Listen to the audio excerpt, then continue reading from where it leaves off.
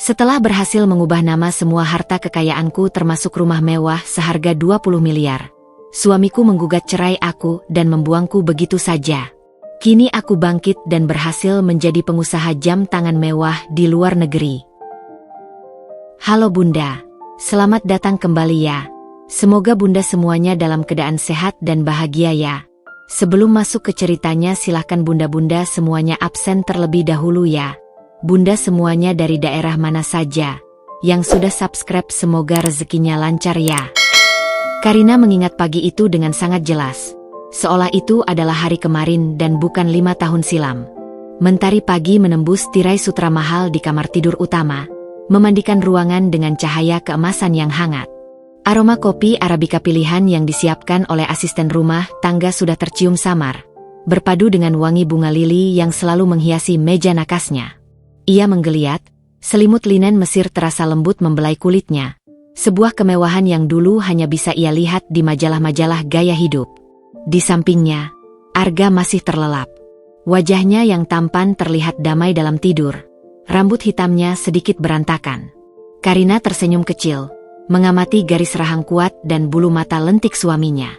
Arga, cinta pertamanya, pahlawan yang mengangkatnya dari kehidupan sederhana, dan kini raja di istana mereka.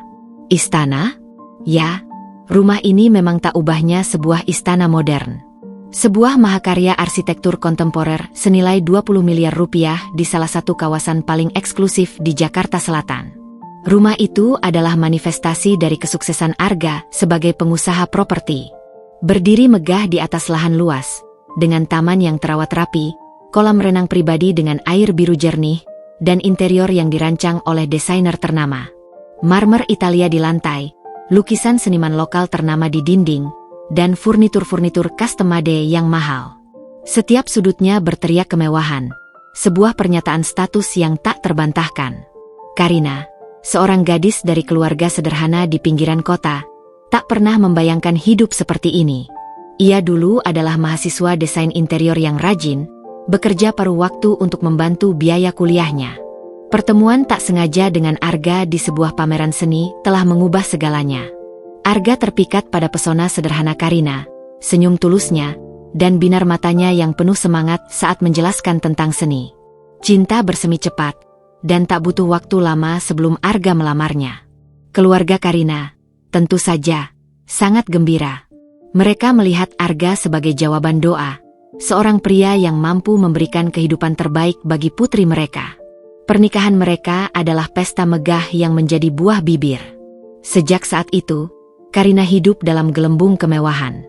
Ia memiliki sopir pribadi, kartu kredit tanpa batas, dan jadwal sosialita yang padat. Arga selalu memanjakannya, memenuhi setiap keinginannya, bahkan sebelum ia sempat mengucapkannya. Perhiasan berlian, tas bermerek terbaru, perjalanan mewah ke seluruh dunia. Semua itu adalah bagian dari kehidupan sehari-hari Karina. Arga selalu berkata, "Kamu pantas mendapatkan yang terbaik, sayang. Kamu adalah ratuku." Karina, dalam kebahagiaannya, percaya sepenuhnya. Ia tidak melihat Arga sebagai pemberi nafkah semata, melainkan sebagai pasangan hidup yang ia cintai dan ia percayai sepenuh hati. Ia menganggap dirinya adalah partner yang setara dalam rumah tangga ini, meskipun ia tidak memiliki peran aktif dalam bisnis Arga. Ia menghabiskan hari-harinya mengatur rumah tangga yang besar, memimpin staf, dan sesekali terlibat dalam kegiatan amal sosial, sebuah peran yang Arga banggakan. Pagi itu, setelah Arga bangun dan mereka menikmati sarapan di beranda yang menghadap ke kolam renang, Arga meraih tangan Karina. Matanya memancarkan kehangatan yang familiar. "Sayang, hari ini aku ada rapat penting di luar kota. Mungkin akan pulang larut," ujarnya lembut. Karina mengangguk, menyesap kopinya. "Hati-hati, ya. Jangan lupa istirahat." Arga tersenyum, kemudian menatap lurus ke mata Karina. "Oh ya, ada satu hal lagi. Aku ingin kita bicarakan sesuatu yang penting setelah aku pulang nanti." "Penting apa?" tanya Karina, sedikit penasaran namun tanpa kecurigaan. "Tentang masa depan kita. Dan masa depan aset-aset kita," jawab Arga, suaranya sedikit lebih serius dari biasanya, namun masih dengan nada penuh kasih. "Ini demi kita, sayang. demi keamanan finansial keluarga kita. Karina hanya tersenyum dan mengangguk, merasa tenang. Apapun yang dikatakan Arga, pasti demi kebaikan mereka. Ia tidak tahu bahwa di balik kata-kata manis dan senyum menawan itu, sebuah rencana busuk telah dirajut. Sebuah rencana yang akan mengubah kehidupan emasnya menjadi reruntuhan, dan mengubah sangkar kristalnya menjadi penjara yang tak terlihat. Pagi itu, Karina masih merasa seperti ratu. Ia belum tahu bahwa tak lama lagi, ia akan menjadi seorang yang terbuang.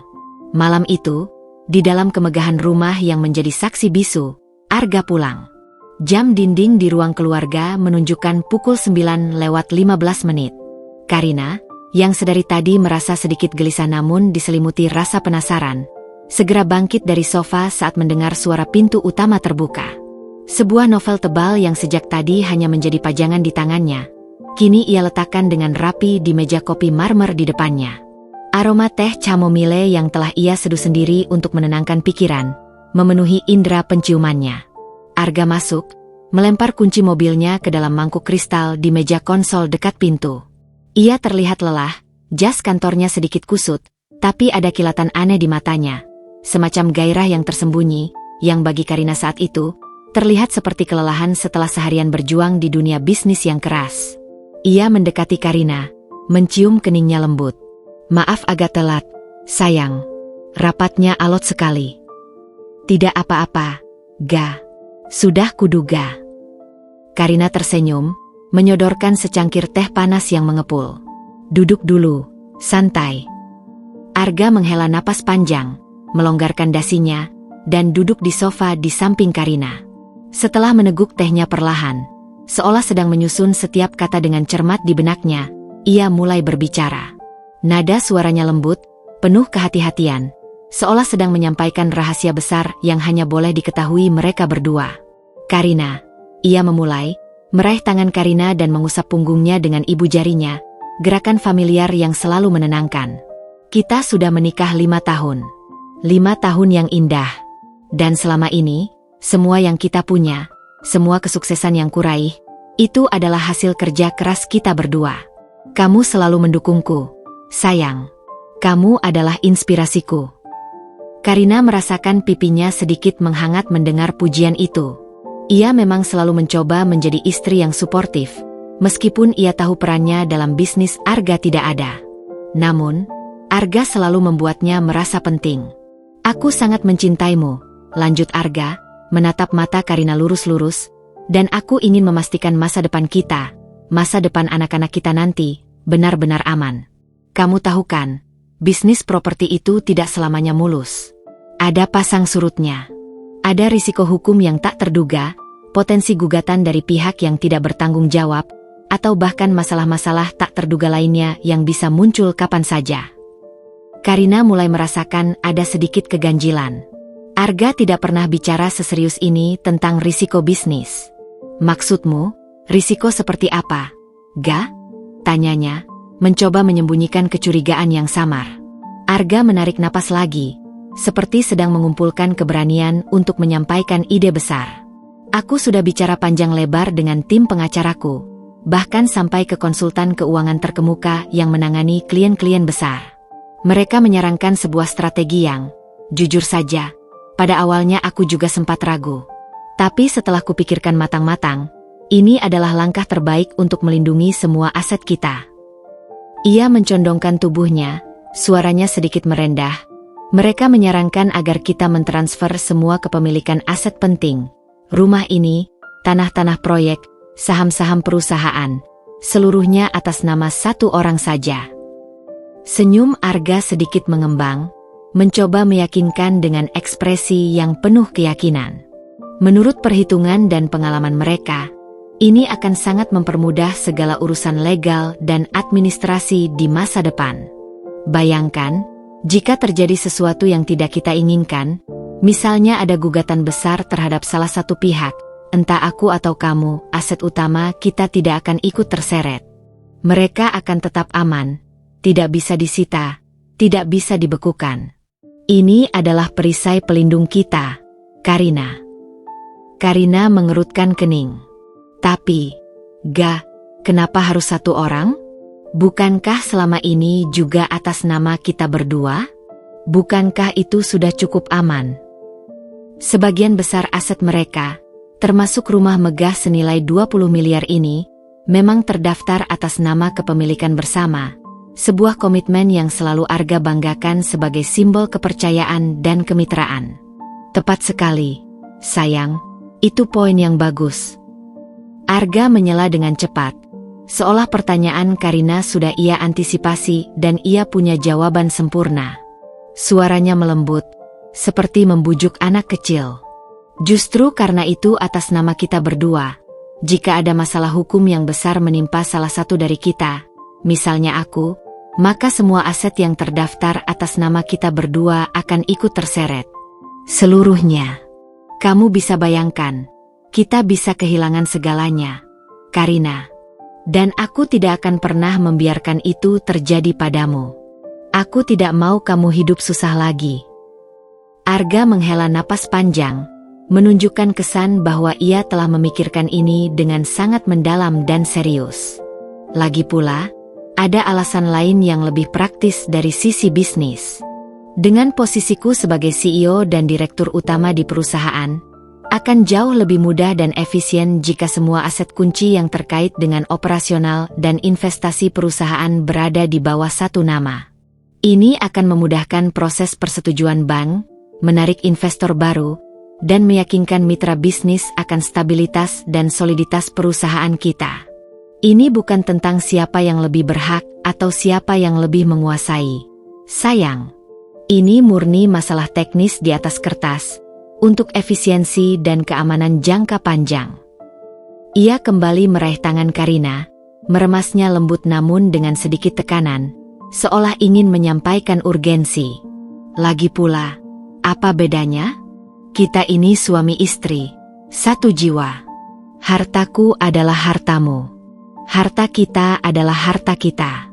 Ini hanya formalitas legal agar kita bisa tidur nyenyak tanpa khawatir soal ancaman finansial di masa depan. Arga menatapnya lekat, matanya dipenuhi ketulusan yang meyakinkan, namun di baliknya tersimpan motif tersembunyi yang dingin. Kamu percaya padaku, kan, sayang? Kamu tahu aku tidak akan pernah berbuat yang aneh-aneh yang merugikan kita. Kata-kata Arga bagaikan mantra, dibungkus rapi dalam selubung cinta, kekhawatiran, dan janji masa depan yang aman. Karina berpikir, ia mengingat semua kebaikan Arga selama ini, semua kemewahan yang telah ia berikan, semua janji yang selalu ia tepati. Keraguan kecil yang sempat muncul di benaknya, kini terbungkus rapi oleh jaring argumen yang Arga rajut dengan begitu sempurna. Rasa cinta dan kepercayaannya pada Arga begitu besar sehingga menutupi setiap celah keraguan. Ia tidak melihat ada celah dalam logika Arga, atau lebih tepatnya, ia tidak ingin melihatnya.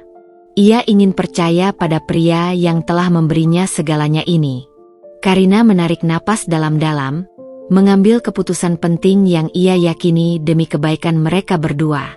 Tentu saja, Ga. Aku selalu percaya padamu.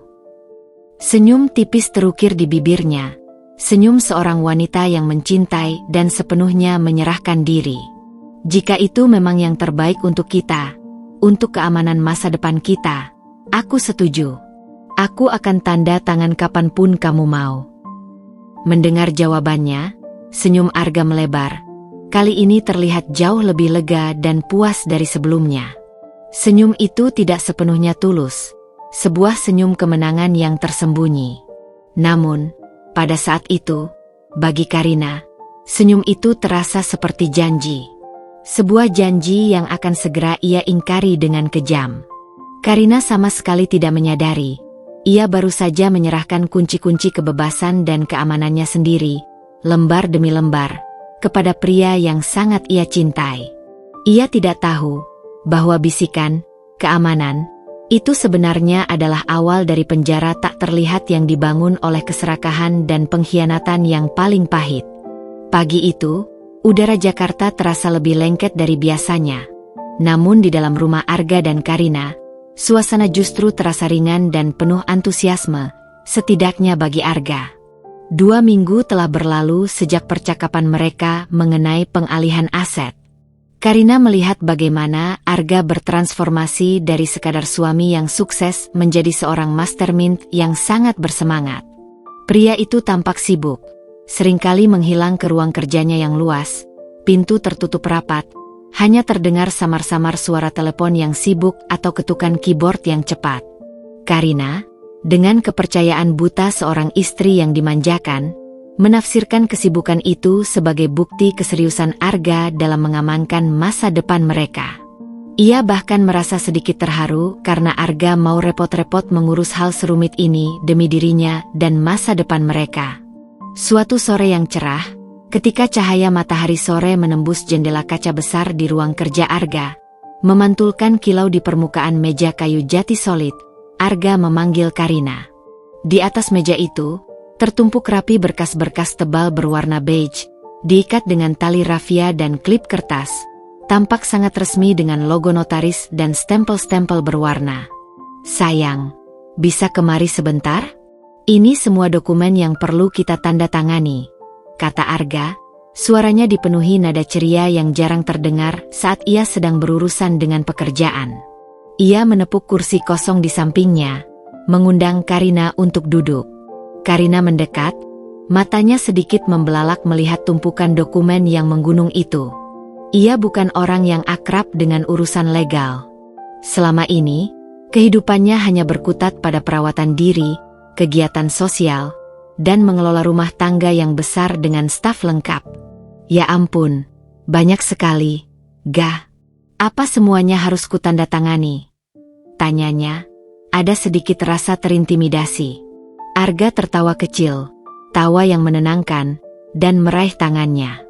Jangan khawatir. Sayang, ini hanya formalitas saja.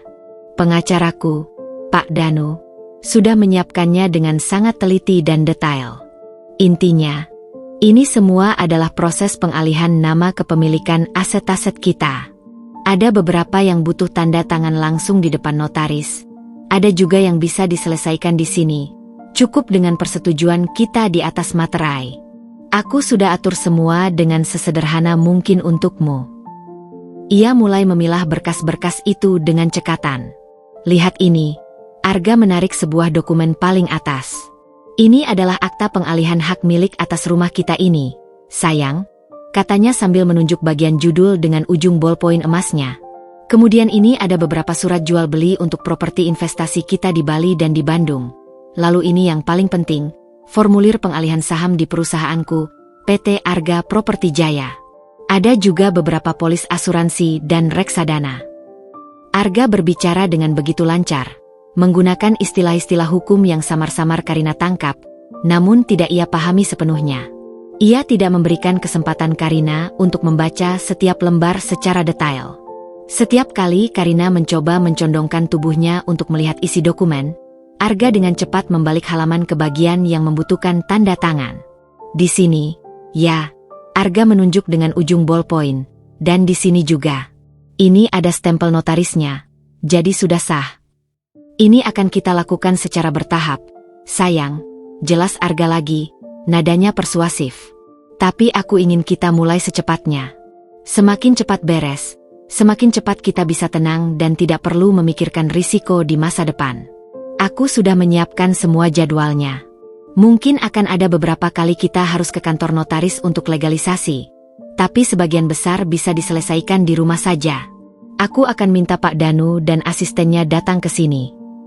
Karina, yang terlalu dimanjakan dan terlalu percaya pada suaminya, mengambil ballpoint yang disodorkan Arga. Ia mengangguk, tanpa keraguan. Baginya, Arga adalah sosok yang selalu berpikir jauh ke depan, seorang pria yang selalu ingin melindungi keluarganya. Ia tidak membaca detail isi dokumen, hanya melihat sekilas bagian judul dan nama-nama yang tertera di sana. Ada nama Arga tertera jelas sebagai pihak penerima, dan namanya sebagai pihak pemberi hak. Ia merasakan sedikit geli di perutnya, sensasi aneh, namun kepercayaan pada Arga jauh lebih besar dari keraguan apapun. Baiklah, Ga, kalau memang ini yang terbaik untuk keamanan kita. Selama beberapa minggu berikutnya, Proses penandatanganan itu terus berlangsung dengan rapi dan terencana. Karina sesekali menemani Arga ke kantor notaris Bapak Hardi yang berlokasi di gedung pencakar langit mewah di pusat kota. Bapak Hardi, seorang pria parubaya yang ramah dengan senyum menawan dan kacamata bertengger di hidungnya, selalu menyambut mereka dengan hormat. Ia akan menjelaskan garis besar dokumen-dokumen yang akan ditandatangani. Namun penjelasannya selalu umum dan berbelit-belit dengan bahasa hukum yang sulit dicerna Karina. Setiap kali Karina mencoba bertanya lebih detail atau meminta salinan untuk dibaca di rumah, Arga akan dengan sigap memotong. Tidak perlu pusing, sayang, ini sudah diurus semua oleh pengacara. Atau, pokoknya ini demi keamanan kita, Karina, percaya saja padaku. Arga selalu tampak sabar, tersenyum, dan sesekali menggenggam tangan Karina untuk meyakinkannya. Ia bahkan sering membujuk Karina untuk menandatangani dokumen sembari bercanda, menceritakan rencana liburan mewah mereka berikutnya ke Santorini atau tentang rencana membeli kapal pesiar. Seolah-olah, Arga sedang memberikan hadiah besar padanya, bukan memintanya untuk menyerahkan semua aset yang ia miliki. Suasana penandatanganan selalu dibuat senyaman dan seringan mungkin, jauh dari kesan transaksi besar yang mengubah kepemilikan miliaran rupiah. Karina, yang terlalu nyaman dalam gelembung kemewahan dan kepercayaan buta, tidak pernah merasa perlu meminta salinan dokumen-dokumen itu, apalagi membacanya secara teliti di kemudian hari. Ia menganggap ini hanya bagian dari birokrasi yang rumit, yang Arga urus demi mereka. Ia melihat Arga bekerja keras, bolak-balik bertemu pengacara dan notaris, dan itu semakin meyakinkannya bahwa Arga benar-benar peduli dan bertanggung jawab. Dalam benaknya, semua ini adalah proses transfer nama di atas kertas. Sebuah formalitas legalitas demi keamanan finansial keluarga mereka di masa depan. Ia tidak tahu bahwa di balik setiap tanda tangan yang ia bubuhkan, setiap cap jempol yang ia berikan, ia sedang menyerahkan bukan hanya aset, melainkan juga hak, kendali, dan masa depannya sendiri. Ia sama sekali tidak menduga bahwa setiap goresan tinta itu adalah awal dari jerat pengkhianatan yang perlahan mengikatnya, mengeluarkannya dari status ratu menjadi terbuang di kemudian hari. Sangkar kristalnya kini tidak lagi hanya indah, tetapi juga mulai mengunci dirinya erat. Semua kemewahan yang ia nikmati, kini berubah menjadi belenggu tak kasat mata. Setelah tumpukan dokumen terakhir ditandatangani dan notaris serta pengacara telah pergi, membawa serta salinan asli yang telah disahkan, Arga memang terlihat jauh lebih santai. Ada beban yang terangkat dari pundaknya, beban yang Karina kira adalah tekanan bisnis yang telah usai. Pria itu seringkali tersenyum lebar, bahkan lebih sering mengajukan ide-ide liburan mendadak ke Eropa atau rencana pembelian perhiasan dan mobil mewah terbaru yang ia tahu Karina dambakan. Karina menikmati masa-masa ini, mengira bahwa Arga kini benar-benar merasa lega karena semua urusan penting telah selesai, dan mereka bisa kembali fokus pada kebersamaan. Ia tidak tahu bahwa ketenangan Arga adalah ketenangan seorang pemburu yang baru saja berhasil mengunci mangsanya dalam jerat sempurna.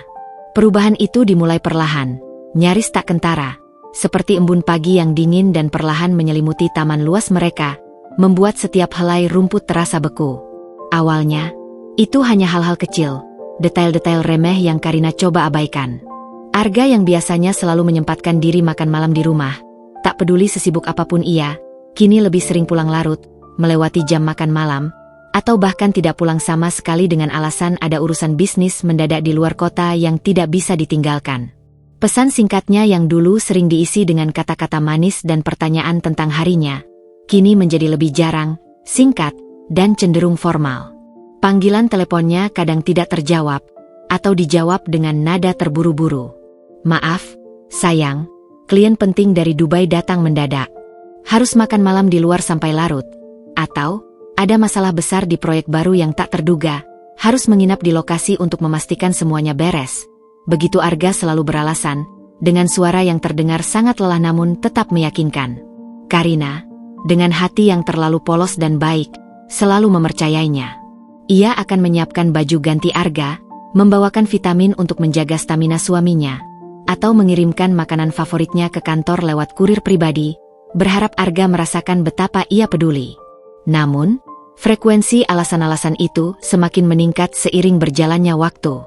Minggu berganti minggu, Arga yang dulu selalu pulang dengan cerita-cerita tentang perkembangan pekerjaannya, kini berubah menjadi pribadi yang tertutup. Ia akan pulang, makan malam dalam diam yang canggung, seringkali hanya mengomentari rasa makanan atau cuaca. Setelah itu, ia akan langsung masuk ke ruang kerjanya dan mengunci diri, atau langsung naik ke kamar tidur dan terlelap tanpa sepatah kata pun. Yang paling menyakitkan bagi Karina adalah berkurangnya sentuhan fisik. Dulu, Arga tak pernah absen mencium keningnya sebelum berangkat kerja, atau memeluknya erat sebelum tidur, bahkan saat mereka berselisih kecil. Kini, ciuman itu terasa terburu-buru, hanya sekilas menyentuh dahi.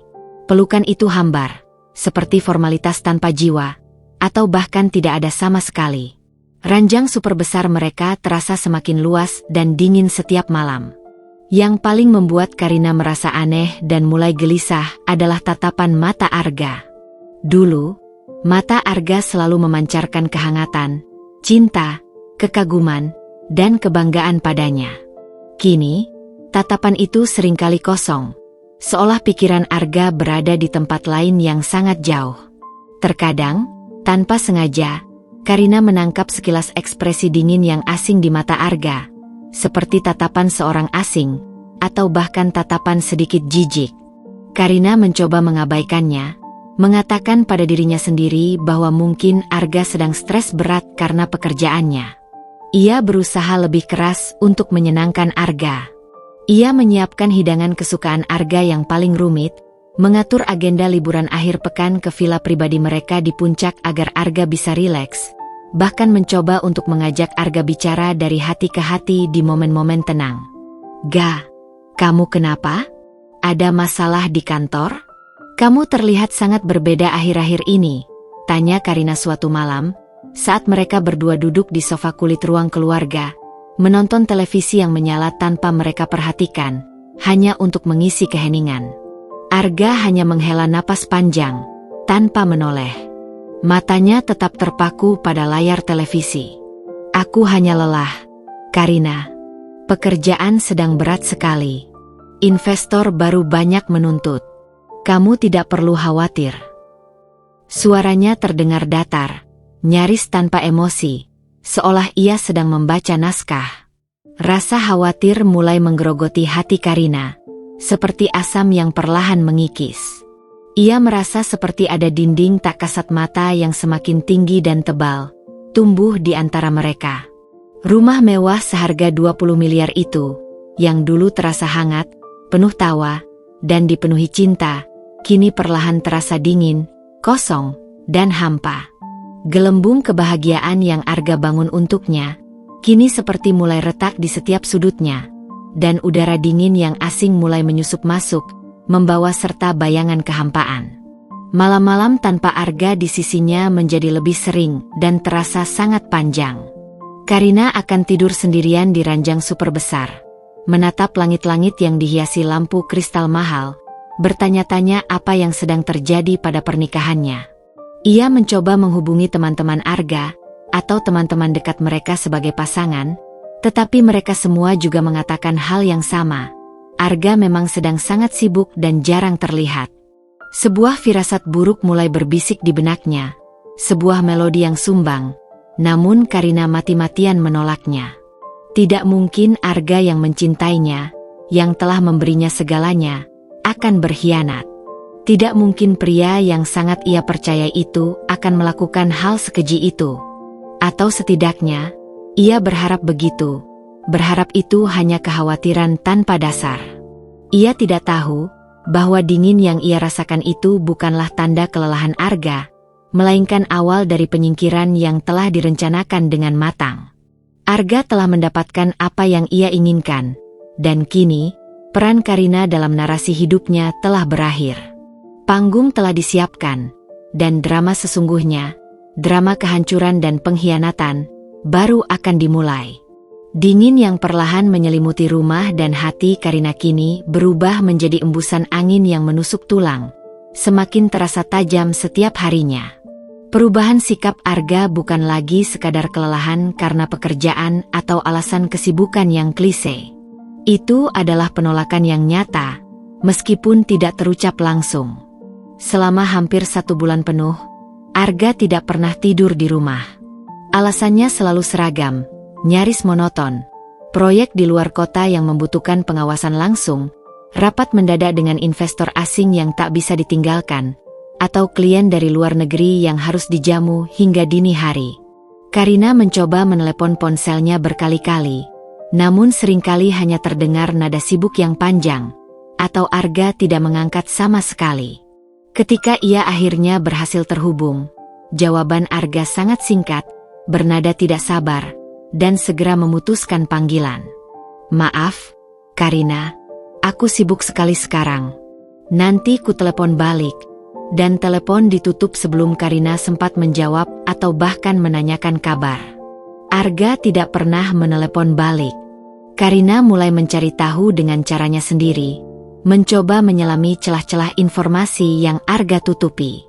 Ia mencoba menghubungi sekretaris Arga, Ibu Rina, seorang wanita parubaya yang selalu terlihat ramah. Namun, jawaban Ibu Rina selalu sama, diucapkan dengan intonasi yang terkesan dipelajari. "Mohon maaf, Bu Karina, Bapak Arga sedang dalam rapat yang sangat penting dan tidak bisa diganggu." Karina juga mencoba menghubungi sahabat-sahabat karib Arga, teman-teman golfnya yang sering menghabiskan akhir pekan di rumah mereka. Namun jawaban mereka juga mengambang dan seragam, seolah semua sudah diinstruksikan untuk memberikan alibi yang sama. Wah, Arga memang lagi intens sekali di kantor. Kar, banyak proyek baru yang butuh perhatian penuh. Kamu sabar saja, ya. Tidak ada yang aneh, tidak ada celah. Rumah 20 miliar itu terasa semakin besar, megah, namun juga semakin kosong dan hampa. Karina menghabiskan hari-harinya dalam kesendirian yang menyesakkan, ditemani oleh staf rumah tangga yang sopan namun menjaga jarak, seolah mereka tahu sesuatu yang tidak Karina ketahui. Ia mencoba mengisi waktu dengan membaca buku-buku tebal, melukis di studio pribadinya yang dulu selalu dipuji Arga, atau berenang di kolam renang pribadi mereka yang biru jernih, namun semua kegiatan itu terasa hambar dan tanpa makna. Pikiran dan hatinya terus tertuju pada Arga, bertanya-tanya.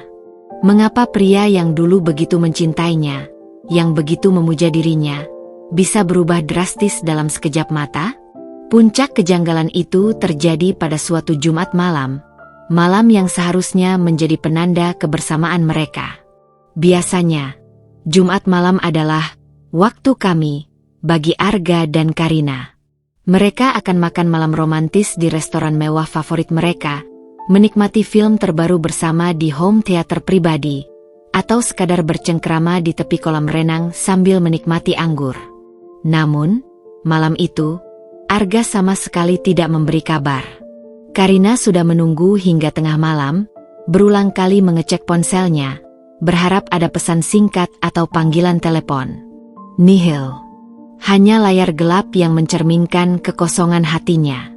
Pukul 1 dini hari, saat Karina hampir menyerah dan memutuskan untuk tidur dengan hati yang remuk redam, suara deru mesin mobil Arga yang familiar terdengar memasuki halaman. Suara ban berdecit pelan di atas paving block, lalu derit pintu mobil terbuka dan tertutup. Jantung Karina langsung berdebar kencang, antara lega dan cemas. Ia segera bangkit dari ranjang, mengenakan jubah tidur sutranya, dan bergegas turun. Ia melihat Arga berjalan masuk dari pintu samping yang menghubungkan garasi dengan dapur. Langkahnya sedikit gontai, seperti orang yang baru saja menghabiskan malam panjang di klub. Rambutnya sedikit berantakan. Namun, yang paling membuat Karina terkesiap adalah aroma parfum wanita yang sangat asing dan manis, samar-samar namun jelas tercium dari tubuh Arga, berbaur dengan aroma alkohol yang tipis. Karina mencoba menepis pikiran buruk itu, mencoba mencari penjelasan logis. "Ga, dari mana saja?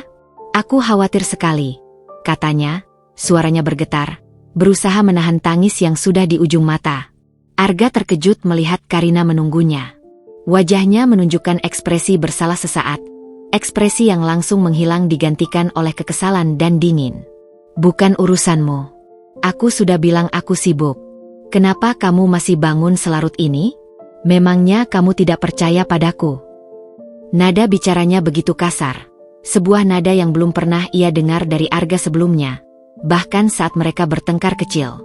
Air mata Karina langsung menggenang. Tidak bisa lagi dibendung.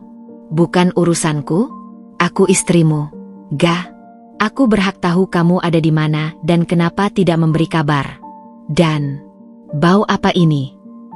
Tanpa sadar, tangannya terangkat, hidungnya mengendus udara di sekitar Arga, dan aroma parfum wanita itu semakin kuat, menusuk. Mendengar pertanyaan itu, Arga mendengus sinis. Senyum dingin dan meremehkan terukir di bibirnya. Matanya kini memancarkan kemarahan yang jelas, tanpa filter, tanpa ada jejak cinta yang dulu ia lihat. Kamu sudah melihatnya, kan? Sudah menciumnya? Jadi, untuk apa basa-basi lagi, Karina? Untuk apa pura-pura tidak tahu? Ia lalu mengeluarkan ponselnya dari saku celana, mengetik beberapa pesan dengan cepat dengan jari-jari yang gemetar karena amarah. Aku sudah muak dengan semua ini, Karina. Aku tidak bisa lagi pura-pura. Aku ingin kita berpisah.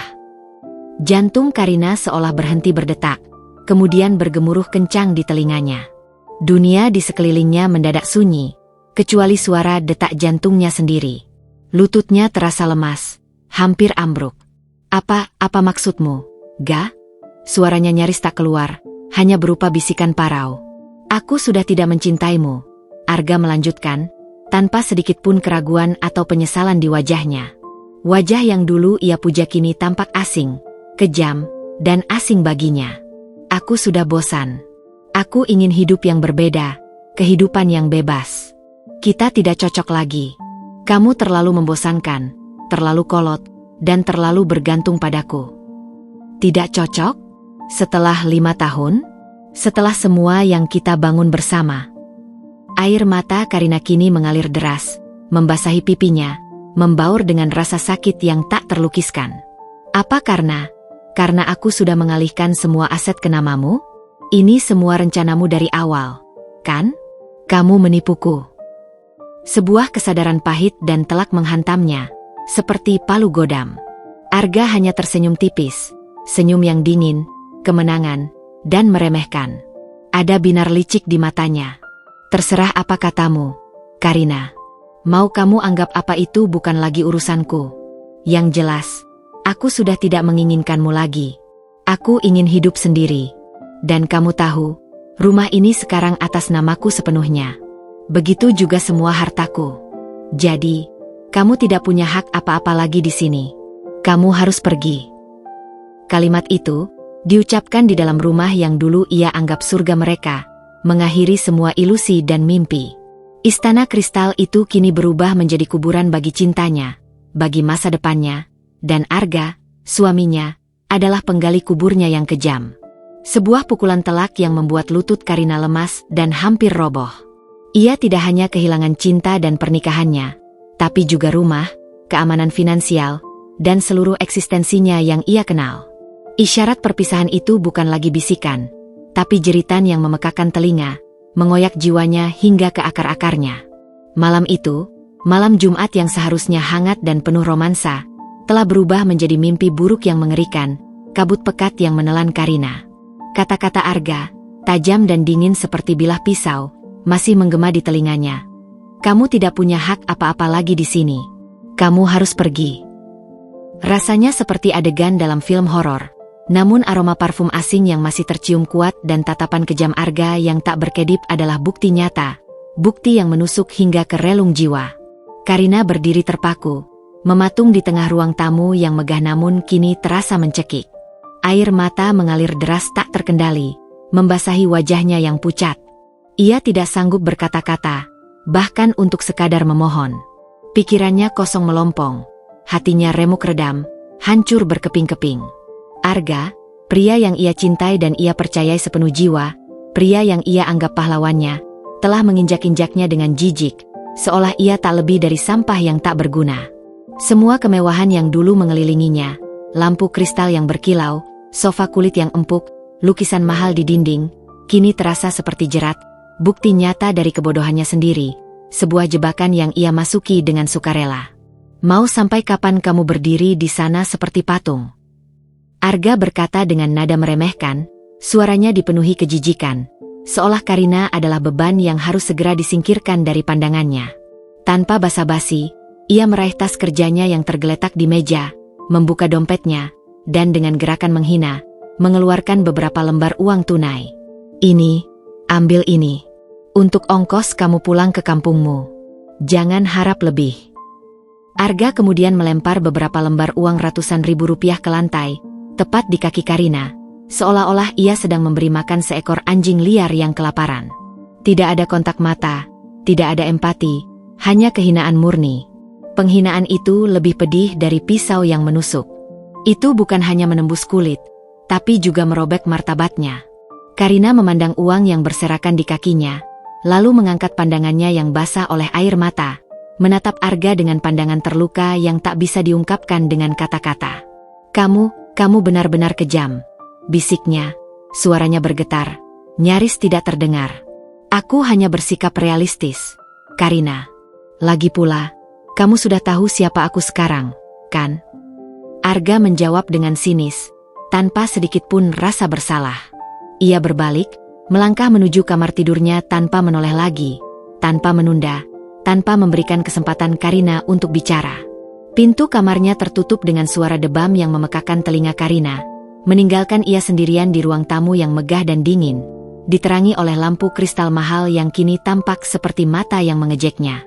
Karina tidak bisa bergerak. Seluruh tubuhnya terasa lemas, lututnya goyah. Ia ambruk ke sofa terdekat, membenamkan wajahnya di antara kedua telapak tangan. Isak tangis pecah, histeris, meluapkan semua rasa sakit, pengkhianatan yang tak termaafkan, dan keputusasaan yang melanda dirinya. Bagaimana mungkin ini terjadi? Bagaimana mungkin ia begitu buta? Ia telah menyerahkan segalanya, dan kini ia tak punya apa-apa. Otaknya, meskipun terasa kosong, mulai mencoba mencerna kenyataan pahit itu. Semua aset, rumah yang ia kira miliknya, mobil-mobil mewah, saham-saham perusahaan, kini sepenuhnya atas nama Arga. Ia tidak memiliki apa-apa. Tidak ada kartu kredit, tidak ada akses ke rekening bank yang dulu selalu terisi penuh atas namanya. Bahkan ponselnya, yang selama ini dibayar oleh Arga, mungkin akan segera diblokir atau disita. Ia benar-benar tidak punya apa-apa lagi selain dirinya sendiri. Di tengah badai emosi itu, di antara isak tangis yang tak henti, Karina mencoba mengumpulkan sisa-sisa kesadarannya. Ia harus pergi. Tidak ada gunanya bertahan di tempat yang kini telah berubah menjadi neraka baginya. Ia tidak ingin melihat wajah Arga lagi. Wajah pengkhianat yang telah merenggut segalanya darinya. Dengan sisa-sisa kekuatan yang ia miliki, ia bangkit. Kakinya terasa berat, seolah dibebani timah. Namun ia menyeret dirinya menaiki tangga marmer menuju kamar tidur utama. Ia membuka lemari pakaiannya yang penuh dengan gaun-gaun rancangan desainer ternama, tas-tas Hermes dan Chanel, sepatu-sepatu mahal. Ironisnya, semua barang mewah ini sekarang terasa menjijikkan, seperti simbol dari pengkhianatan yang ia alami. Ia tidak mengambil satu pun. Ia hanya meraih tas punggung lamanya yang lusuh, yang dulu ia gunakan saat kuliah. Dengan tangan gemetar, ia memasukkan beberapa potong pakaian sederhana yang masih ia miliki, beberapa buku kesayangan yang menjadi pelariannya, dan dompet kecil berisi kartu identitas, KTP, dan sedikit uang tunai yang kebetulan ia simpan di sana untuk keperluan darurat. Ia tidak membawa perhiasan, tidak membawa barang mewah lainnya. Ia ingin pergi tanpa membawa sepeser pun dari hasil pengkhianatan Arga. Ia ingin bersih dari semua itu. Pagi menjelang, mengusir kegelapan malam. Matahari mulai mengintip dari ufuk timur, memancarkan cahaya oranye keemasan yang perlahan menyinari rumah megah itu. Karina menatap kamarnya untuk terakhir kalinya. Ini bukan lagi kamarnya. Ini adalah penjara yang pernah ia sebut rumah, sangkar emas yang kini menjadi saksi bisu kehancurannya. Dengan langkah pasti namun hati yang hancur berkeping-keping, Karina keluar dari kamar. Ia berjalan melewati koridor yang sunyi, menuruni tangga, melewati ruang tamu, tanpa menoleh ke arah kamar Arga. Tidak ada lagi yang perlu dilihat, tidak ada lagi yang perlu dirasakan dari pria itu. Ia tidak ingin ada perpisahan. Tidak ada lagi yang perlu dikatakan. Perpisahan itu sudah terjadi di dalam hatinya. bahkan sebelum Arga mengucapkannya. Membuka pintu utama, ia melangkah keluar dari istana yang megah itu, meninggalkan semua kemewahan yang kini terasa seperti racun, seperti belenggu yang membelit. Di ambang pintu, ia menoleh sekali lagi ke belakang, menatap rumah 20 miliar itu dengan tatapan kosong, dingin, namun penuh tekad. Itu bukan lagi simbol cinta dan kebahagiaan, melainkan monumen pengkhianatan dan awal dari babak baru dalam hidupnya. Karina melangkah ke jalanan sepi, membawa tas punggung lusuh dan hati yang tercabik-cabik. Ia tidak tahu akan kemana. Badai telah menerjang, dan ia terbuang di tengahnya, tanpa arah, tanpa perlindungan, tanpa apapun. Namun, di balik kehancuran itu, ada sebersit api yang mulai menyala di dalam dirinya. Api amarah yang membakar, api tekad yang membaja, api untuk bangkit dan membuktikan pada Arga, dan pada dirinya sendiri, bahwa ia lebih dari sekadar istri pengusaha yang terbuang. Ia akan kembali, dan ia akan jauh lebih kuat. Karina tidak tahu persis berapa lama ia duduk di bangku taman kota yang sepi itu, membiarkan air mata mengering di pipinya, dan membiarkan bayangan rumah mewah yang kini menjadi penjara itu memudar perlahan dari pandangannya. Langit Jakarta mulai beralih warna dari gelap pekat menjadi abu-abu kebiruan. Ia hanya tahu bahwa matahari sudah semakin tinggi, dan perutnya mulai keroncongan, sinyal pertama bahwa ia harus bertahan hidup. Dengan sisa-sisa tenaga, ia membuka dompet lusuhnya yang ia bawa dari rumah. Ada beberapa lembar uang kertas, sekitar 500.000 rupiah, yang kebetulan ia simpan untuk jaga-jaga, bukan seberapa, tapi setidaknya cukup untuk membeli makanan sederhana dan naik bus umum. Tujuan pertamanya adalah rumah kedua orang tuanya di pinggiran Jakarta, sebuah rumah sederhana dengan dinding cat kusam dan pagar kayu yang kini terasa begitu jauh, bagaikan negeri antah berantah. Ia tidak ingin melihat mereka sedih atau khawatir, apalagi menjadi beban, tetapi ia tidak punya pilihan lain. Perjalanan dengan bus kota yang pada terasa sangat panjang. Setiap getaran mesin bus seolah menambah nyeri di hatinya yang terkoyak. Saat tiba di depan gerbang rumah orang tuanya, Karina menarik napas dalam, menguatkan diri. Ia harus kuat, demi mereka, demi dirinya sendiri. Ibunya membuka pintu, matanya langsung melebar melihat penampilan Karina yang berantakan. Tanpa mobil mewah atau sopir pribadi, tanpa kilau yang biasa ia kenakan. Isak tangis ibunya pecah saat Karina memeluknya erat, menceritakan semua yang terjadi dengan suara parau yang nyaris tak terdengar. Ayahnya, yang biasanya pendiam dan bijaksana, mengepalkan tangan menahan amarah yang membara di dalam dirinya. Namun, setelah gelombang emosi dan kemarahan reda, yang tersisa hanyalah kesedihan yang mendalam dan keputusasaan yang melumpuhkan.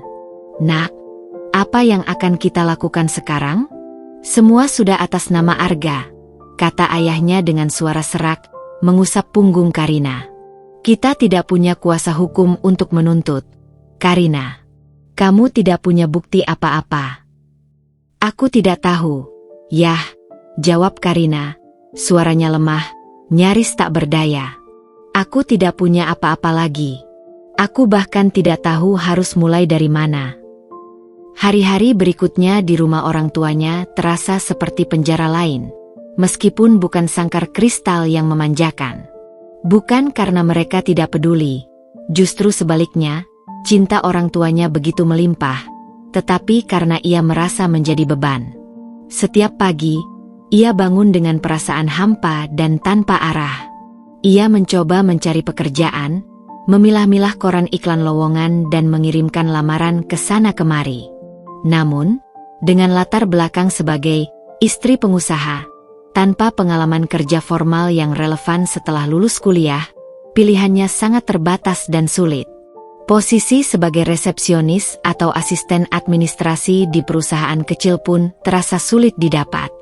Setiap penolakan adalah pukulan baru bagi harga dirinya yang sudah hancur. Suatu sore, saat ia sedang termenung di beranda belakang rumah, ditemani secangkir teh hangat buatan ibunya, matanya tak sengaja tertuju pada sebuah lemari kaca tua di sudut ruangan. Di dalamnya, tersimpan rapi koleksi jam tangan antik ayahnya yang sudah usang namun terawat. Jam tangan adalah hobi ayahnya, sebuah warisan minat yang menurunkannya pada Karina. Sejak kecil, Karina terbiasa melihat ayahnya membongkar dan merakit kembali mesin jam yang rumit dengan ketelatenan luar biasa. Ia pun sering ikut membantu, terpesona oleh roda-roda gigi kecil dan pegas yang bergerak presisi, sebuah dunia mini yang penuh keajaiban mekanis. Ia bahkan pernah beberapa kali berhasil memperbaiki jam tangan teman-temannya yang rusak, berbekal pengetahuan dan intuisi yang ia dapat dari ayahnya. Melihat koleksi itu, sebuah ide kecil muncul di benaknya. Sebuah percikan api yang sangat kecil namun cukup untuk menerangi kegelapan yang ia rasakan. Ia meraih sebuah jam tangan saku kuno yang tidak berfungsi, salah satu yang paling rusak. Jemarinya mulai terbiasa membongkar, membersihkan, dan merakit kembali komponen-komponennya yang mungil dengan presisi. Rasanya seperti terapi, melupakan sejenak rasa sakit dan pengkhianatan yang ia rasakan. Dalam fokusnya pada detail-detail mekanis itu, ia menemukan sedikit kedamaian. "Karina, kamu masih suka dengan jam tangan?" tanya ibunya yang kebetulan lewat, melihat Karina asyik dengan perkakas kecil. Karina mendongak, matanya yang sembab kini menunjukkan sedikit kilau. "Ya, Bu. Ini satu-satunya hal yang bisa membuatku melupakan semuanya sejenak. Aku menyukainya." Ibunya tersenyum lembut. "Kamu ingat adik sepupumu, Bimo? Dia kan sekarang kerja di Swiss, di salah satu pabrik jam tangan terkenal di sana. Yang dia bilang dulu itu, pabrik jam tangan kelas atas." Ibunya berhenti sejenak, seolah teringat sesuatu. Dia pernah bilang kalau perusahaannya kadang butuh orang yang teliti, yang punya passion di bidang mekanik halus, dan mau belajar dari nol. Siapa tahu ada kesempatan untukmu. Mata Karina langsung berbinar. Swiss, pusat industri jam tangan dunia. Tanah para pembuat jam legendaris. Sebuah lompatan besar, mungkin terlalu gila, terlalu jauh dari jangkauannya saat ini. Tapi apalagi yang bisa ia rugikan? Ia sudah kehilangan segalanya. Tidak ada lagi yang bisa diambil darinya. Pikiran tentang kesempatan baru, di tempat yang sangat jauh, mulai tumbuh subur di benaknya. Malam itu, dengan hati berdebar, Karina menghubungi Bimo melalui sambungan video call, berbekal ponsel lama milik ibunya. Ia menceritakan segalanya, semua detail pengkhianatan Arga, kehancuran yang ia alami, tanpa menutupi apapun. Bimo terdiam lama. Wajahnya menunjukkan keterkejutan dan kemarahan yang mendalam mendengar kabar Arga. "Ya ampun, Kak Karina. Aku turut prihatin sekali. Bajingan itu. Tidak kusangka Arga bisa sekejam itu," desis Bimo, suaranya terdengar geram. "Tapi, Kak, soal tawaran kerja, kebetulan memang sedang ada lowongan untuk asisten di bagian perakitan dasar, di pabrik tempatku bekerja. Gajinya tidak besar, jauh dari kehidupanmu yang dulu. Tapi ini kesempatanmu untuk belajar langsung dari ahlinya di pusatnya. Aku bisa bantu urus visa kerjamu dan mencarikan tempat tinggal sederhana di dekat sini." Sebuah pintu harapan, meskipun sangat kecil, kini terbuka lebar di hadapannya.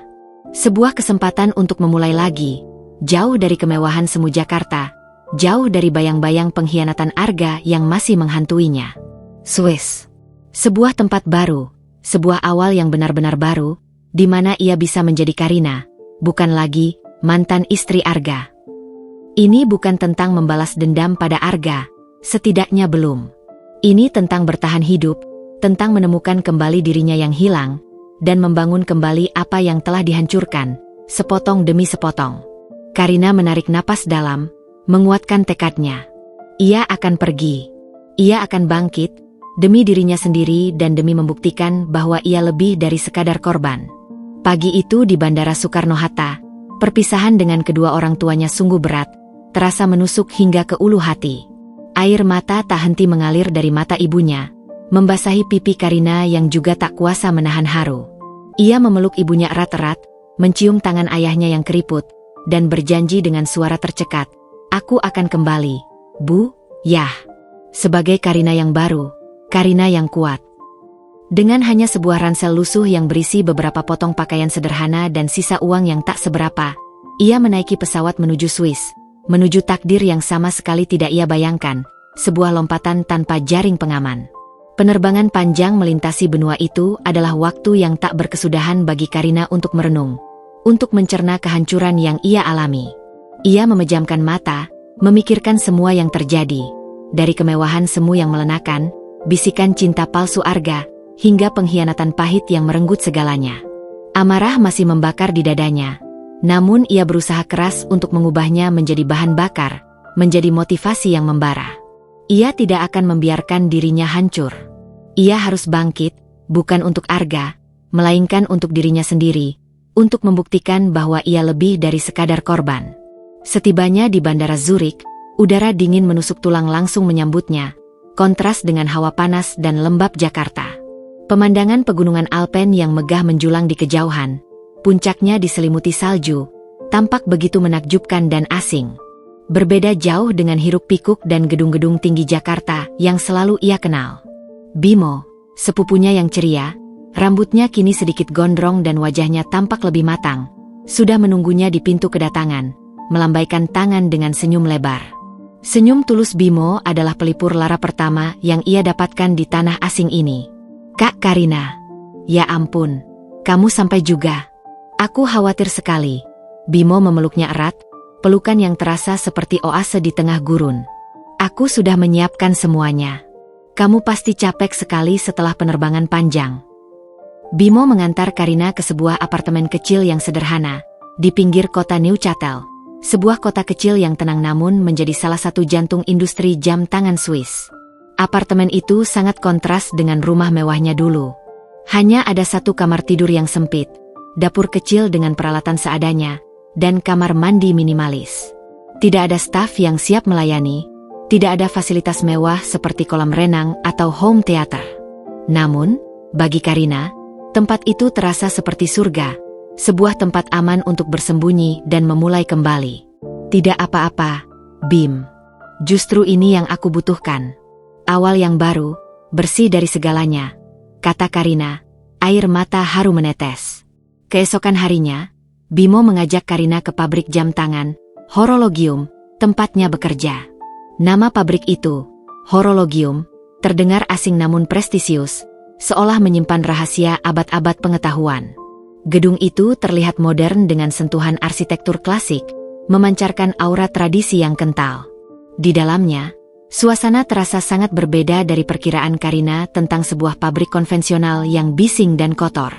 Tempat itu lebih mirip laboratorium atau studio seni yang tenang, di mana ratusan orang bekerja dengan ketelitian luar biasa. Suara-suara alat kecil yang bergesekan terdengar samar.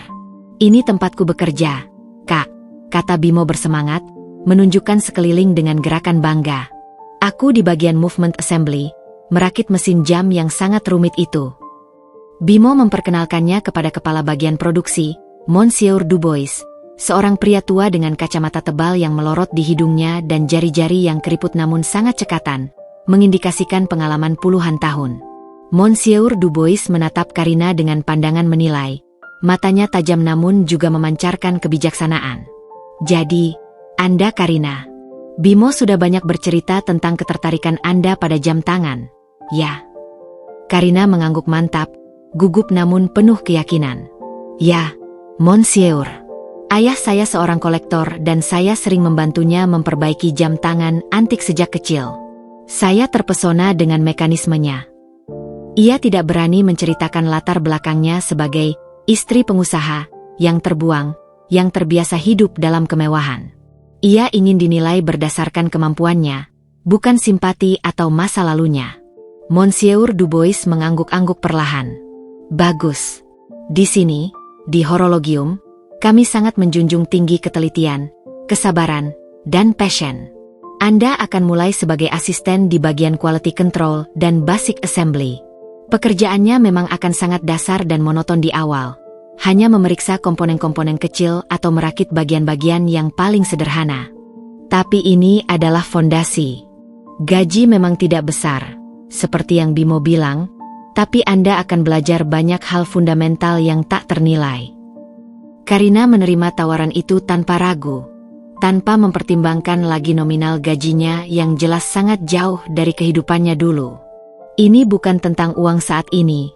Ini tentang kesempatan, tentang martabat, tentang kehidupan. Hari pertamanya bekerja adalah kejutan yang nyata. Ia harus duduk berjam-jam di meja kerja, membungkuk di bawah cahaya lampu khusus, memeriksa komponen-komponen kecil seukuran ujung jarum di bawah mikroskop, mengidentifikasi cacat sekecil apapun, membedakan serat debu dari goresan mikroskopis.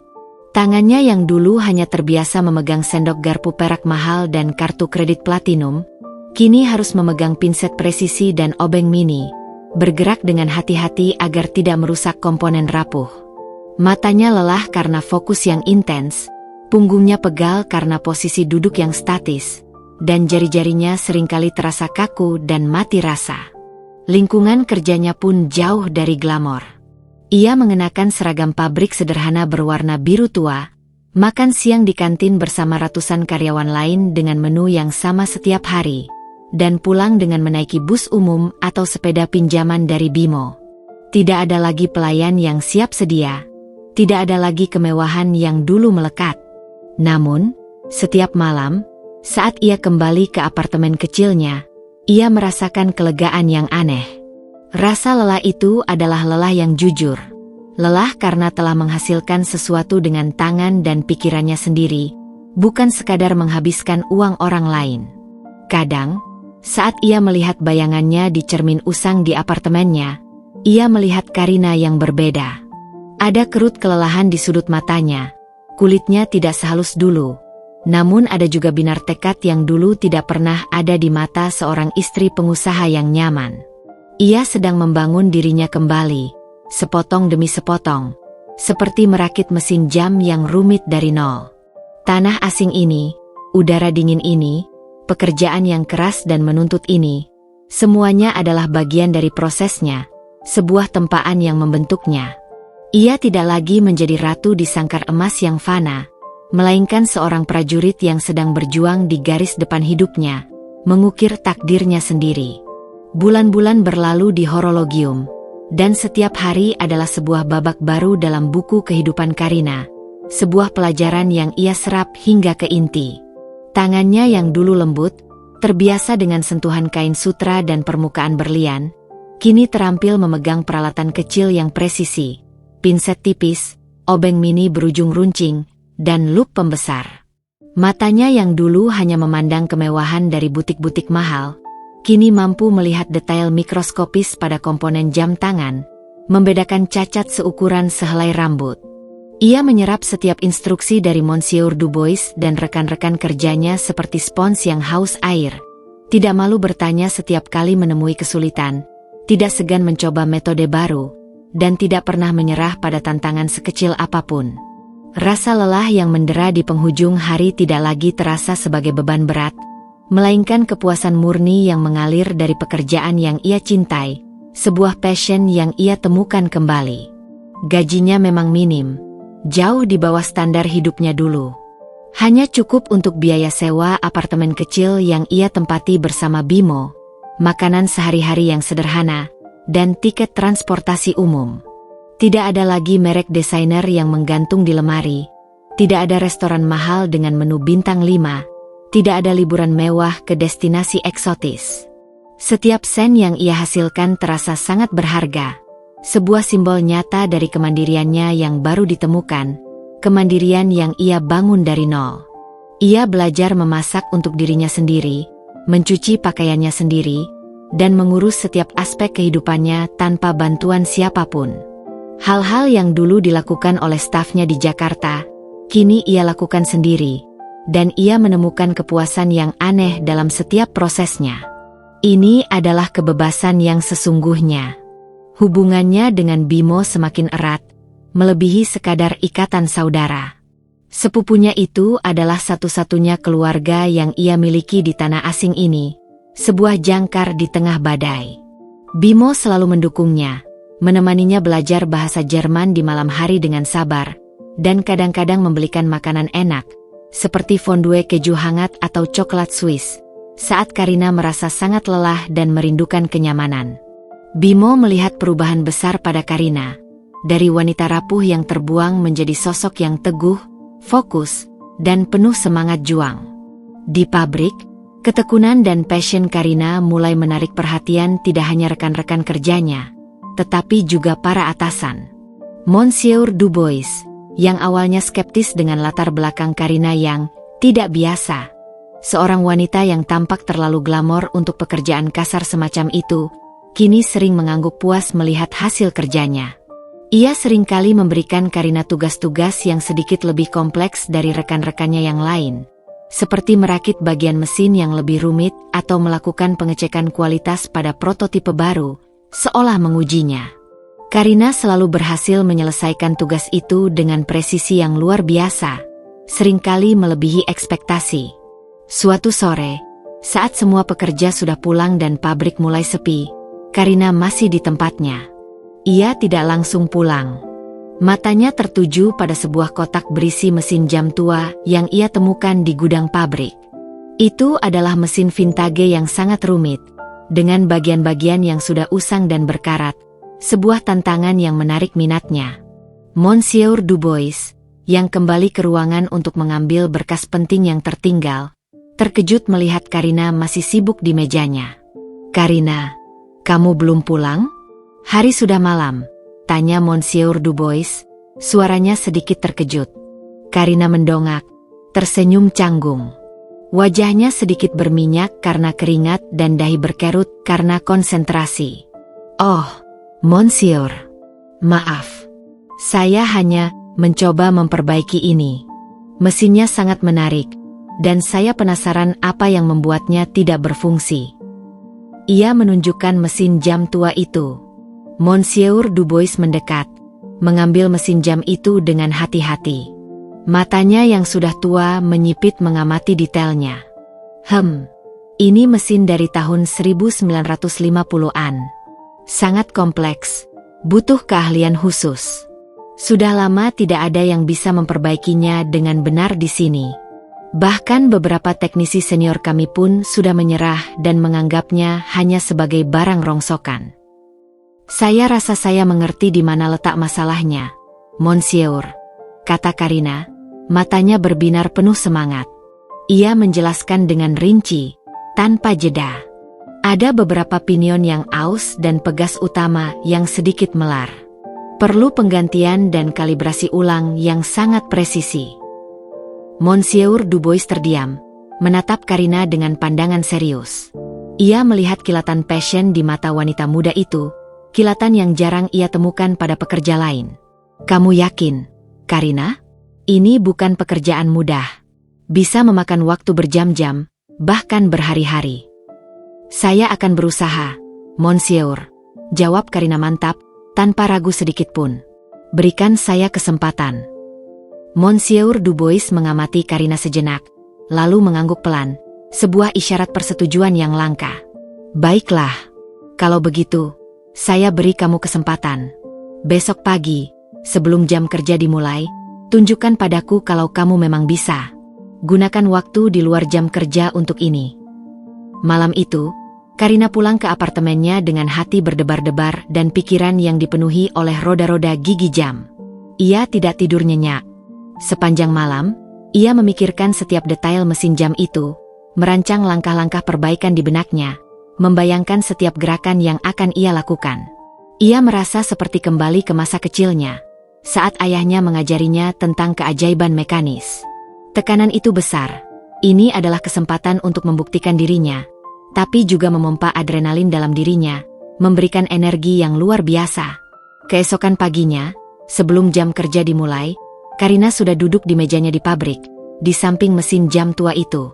Dengan tangan yang stabil, hati-hati, dan fokus yang luar biasa, ia mulai merakit kembali mesin jam. Monsieur Dubois berdiri di belakangnya, mengamati setiap gerakannya, wajahnya datar namun matanya tajam. Jarum demi jarum, roda gigi demi roda gigi, pegas demi pegas. Setiap komponen yang mungil dan rumit dipasang dengan presisi yang sempurna, seolah ia dan jam itu menyatu. Akhirnya, dengan napas tertahan, Karina mengunci cangkang mesin. Ia mengambil alat khusus, memutar crown jam beberapa kali, dan menekan tombol start yang usang. Terdengar suara klik halus. Sebuah suara yang dulu hanya bisa ia dengar dari jam tangan mewah Arga. Kemudian, secara ajaib, jarum jam mulai bergerak. Tik-tok, tik-tok. Suara detik yang stabil, ritmis, dan penuh kehidupan memenuhi ruangan, memecah keheningan pagi. Mesin jam itu hidup kembali, berdetak dengan sempurna. Monsieur Dubois mendekat, memeriksa jam itu dengan seksama di bawah cahayanya. Dia mengambil jam itu, memutarnya di tangannya, mendengarkan detakannya.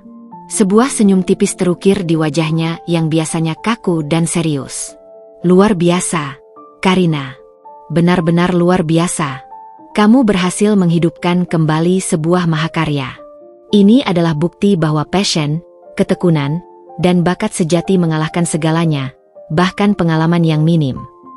Momen itu adalah titik balik. Kata-kata Monsieur Dubois jauh lebih berharga daripada gaji selangit atau perhiasan mahal yang pernah Arga berikan. Itu adalah pengakuan akan kemampuannya, sebuah validasi bahwa ia bisa menciptakan sesuatu yang berharga dengan tangannya sendiri, dengan otaknya sendiri. Biji ketekunan yang ia tabur di tanah asing ini, kini telah bersemi menjadi tunas yang kuat. Karina merasa ada harapan besar yang muncul di Cakrawala, sebuah jalan baru yang perlahan terbuka di hadapannya, menjanjikan lebih dari sekadar bertahan hidup.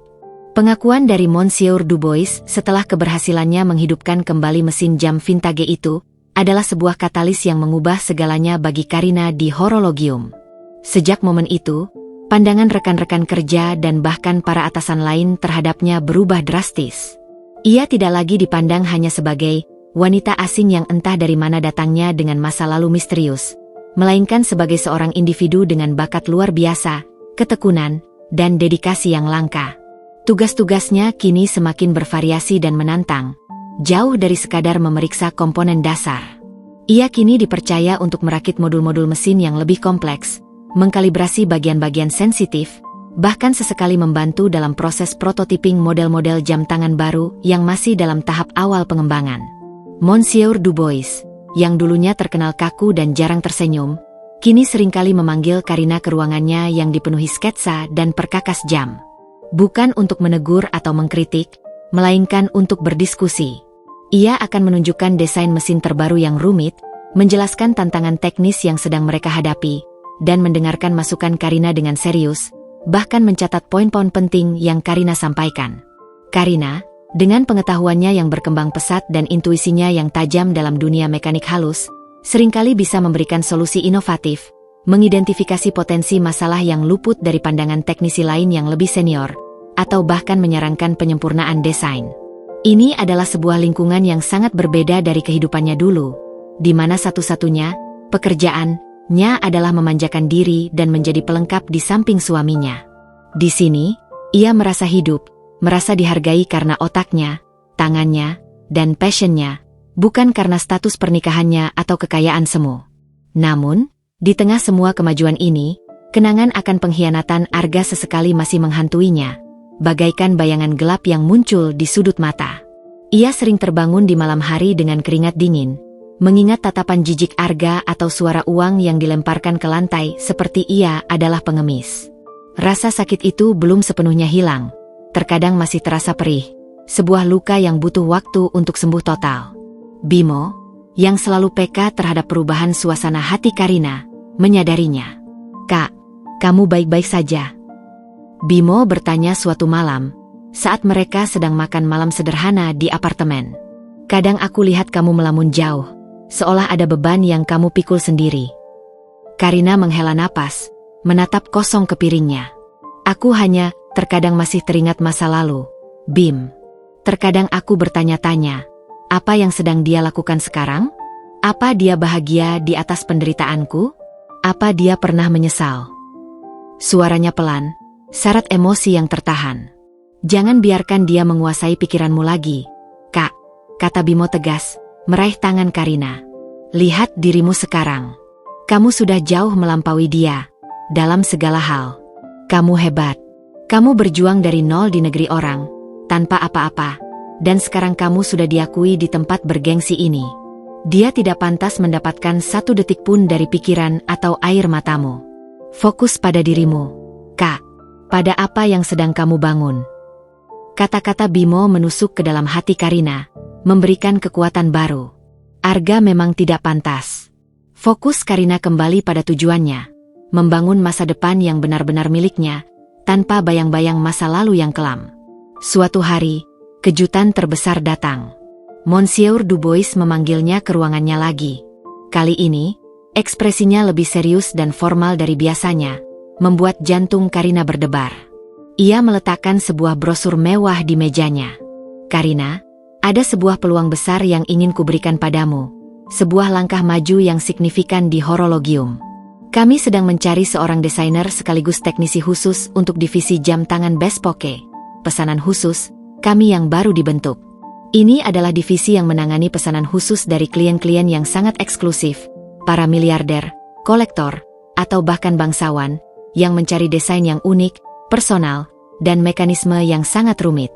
Ini posisi yang sangat penting dan membutuhkan kombinasi keahlian artistik dan teknis tingkat tinggi. Jantung Karina berdegup kencang. Posisi itu adalah impian setiap perakit jam tangan yang mencintai seni horlogerie. Kesempatan untuk tidak hanya merakit, tapi juga menciptakan, mendesain dari awal hingga akhir, memberikan jiwa pada setiap karya. Saya tertarik sekali, Monsieur. Sangat tertarik, seru Karina, matanya berbinar penuh harap. Bagus, jawab Monsieur Dubois, senyum tipis mengembang di bibirnya. Tapi ada satu syarat. Kami butuh bukti portofolio yang kuat. Kamu harus menunjukkan karya yang sepenuhnya hasil desain dan rakitanmu sendiri. Sesuatu yang benar-benar orisinal, inovatif, dan menunjukkan signature kamu. Aku tahu kamu punya bakat itu. Ini tantangan terakhirmu sebelum aku merekomendasikanmu kepada Dewan Direksi. Ini adalah tantangan terbesar sekaligus peluang emas. Karina segera menyanggupi, tanpa ragu. Ia pulang malam itu dengan kepala penuh ide, pikirannya berdengung dengan konsep-konsep. Ia ingin menciptakan jam tangan yang lebih dari sekadar penunjuk waktu. Ia ingin menciptakan sebuah narasi, sebuah simbol dari perjalanannya.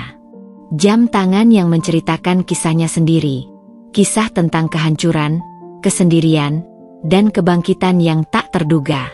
Ia mulai bekerja di luar jam pabrik, seringkali hingga larut malam di meja kecilnya di apartemen. Lampu meja adalah satu-satunya sumber penerangan di tengah gelapnya malam. Bimo sering melihatnya begadang, terkadang membawakan kopi panas atau cemilan untuk menjaga Karina tetap terjaga. Desain-desain sketsa memenuhi setiap sudut meja dan lantai kamar. Ia memikirkan filosofi di balik setiap detail, dari bentuk casing yang aerodinamis namun kuat, desain dial yang minimalis namun penuh makna, hingga mekanisme mesin yang kompleks dan inovatif, dirancang untuk presisi maksimal. Ia ingin jam tangan itu memancarkan keanggunan, ketahanan, dan keunikan, seperti dirinya yang kini telah ditempa oleh kesulitan. Ia menolak inspirasi dari model-model jam tangan mahal yang dulu ia kenakan, ingin menciptakan sesuatu yang murni darinya. Setelah berminggu-minggu berkutat dengan desain yang melelahkan dan perakitan yang membutuhkan kesabaran luar biasa, jam tangan prototipe itu akhirnya selesai. Sebuah karya yang menakjubkan, memancarkan aura tersendiri. Bentuknya elegan namun kuat, dengan detail ukiran halus pada rotor mesin yang hanya bisa dilihat melalui penutup belakang yang transparan, dan mesin yang berdetak sempurna dengan harmonis. Ia menamakannya Aurora, melambangkan cahaya fajar yang selalu datang setelah kegelapan malam yang paling pekat dan panjang. Saat mempresentasikan Aurora kepada Monsieur Dubois dan tim manajemen divisi Bespoke beberapa hari kemudian, Karina menjelaskan setiap detail dan filosofi di baliknya dengan penuh percaya diri dan passion. Ia bercerita bagaimana setiap goresan dan detak jam itu melambangkan perjuangannya. Semua mata yang hadir terpukau, tidak hanya pada keindahan jam tangannya, tetapi juga pada cerita di baliknya. Monsieur Dubois tersenyum lebar, senyum yang tulus dan bangga. Karina, ini bukan hanya sebuah jam tangan. Ini adalah mahakarya seni dan teknik.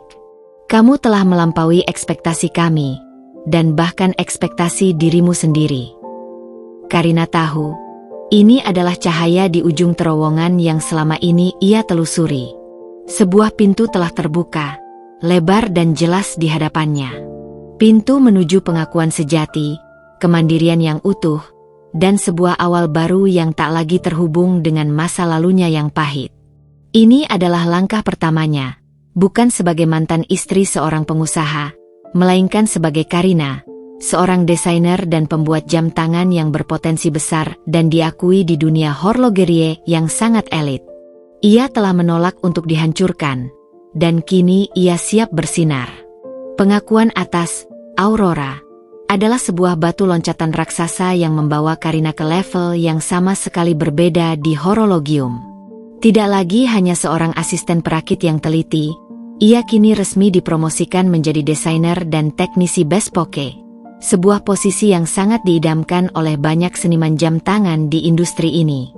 Ruang kerjanya kini lebih besar dan modern, dilengkapi dengan peralatan mutakhir untuk desain 3D dan perakitan mikro, serta tim asisten kecil yang penuh semangat di bawah bimbingannya.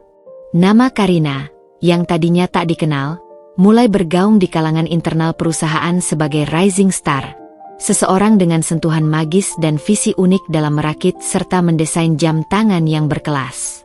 Hidup Karina kini benar-benar dipenuhi dengan pekerjaan yang ia cintai. Setiap hari adalah sebuah petualangan kreatif. Ia merancang jam tangan unik untuk para kolektor kaya raya dari seluruh penjuru dunia, mulai dari jam tangan saku dengan ukiran rumit yang menceritakan silsilah keluarga, hingga chronograph rumit dengan komplikasi tourbillon yang hanya diproduksi terbatas. Masing-masing adalah sebuah karya seni bergerak. Setiap proyek adalah sebuah tantangan baru yang memacu otaknya, dan setiap penyelesaian adalah kepuasan yang mendalam, jauh melebihi kemewahan materi. Gajinya pun kini jauh lebih layak, memungkinkannya menyewa apartemen yang lebih luas dan nyaman untuk dirinya sendiri di pusat kota Neuchâtel. Meskipun ia masih sering makan malam bersama Bimo di apartemen sederhana sepupunya itu. Di tengah kesibukan yang mengasyikkan itu, ia sesekali mendengar kabar samar-samar dari Bimo, yang masih berhubungan dengan teman-teman lama di Jakarta melalui media sosial. Arga, suaminya yang dulu, kini tampak sangat berambisi memperluas kerajaan bisnisnya di Indonesia. Ia dikabarkan sedang gencar mengakuisisi banyak perusahaan properti kecil, mengambil alih proyek-proyek pembangunan besar di Jakarta dan kota-kota besar lainnya, dan namanya semakin melambung tinggi di dunia properti Indonesia, sering muncul di majalah bisnis terkemuka. Karina hanya tersenyum tipis mendengar kabar itu. Ia tidak lagi merasakan cemburu, iri, atau sakit hati. Fokusnya hanya pada jam tangannya, pada impiannya yang kini telah menjadi nyata. Ia telah menemukan kebahagiaan yang otentik. Suatu hari yang cerah di awal musim semi, email masuk ke kotak masuknya dengan subjek yang menarik perhatiannya. Undangan resmi pameran jam tangan internasional Geneva, GPHG 2020. Karina hampir tidak percaya dengan apa yang ia baca. Geneva Watchmaking Grand Prix, GPHG, adalah ajang paling bergengsi di dunia horlogerie, semacam Oscar bagi para pembuat jam tangan. Hanya merek-merek terbesar dan desainer paling inovatif yang bisa unjuk gigi di sana, memamerkan kreasi terbaik mereka. Ini adalah panggung global yang sesungguhnya.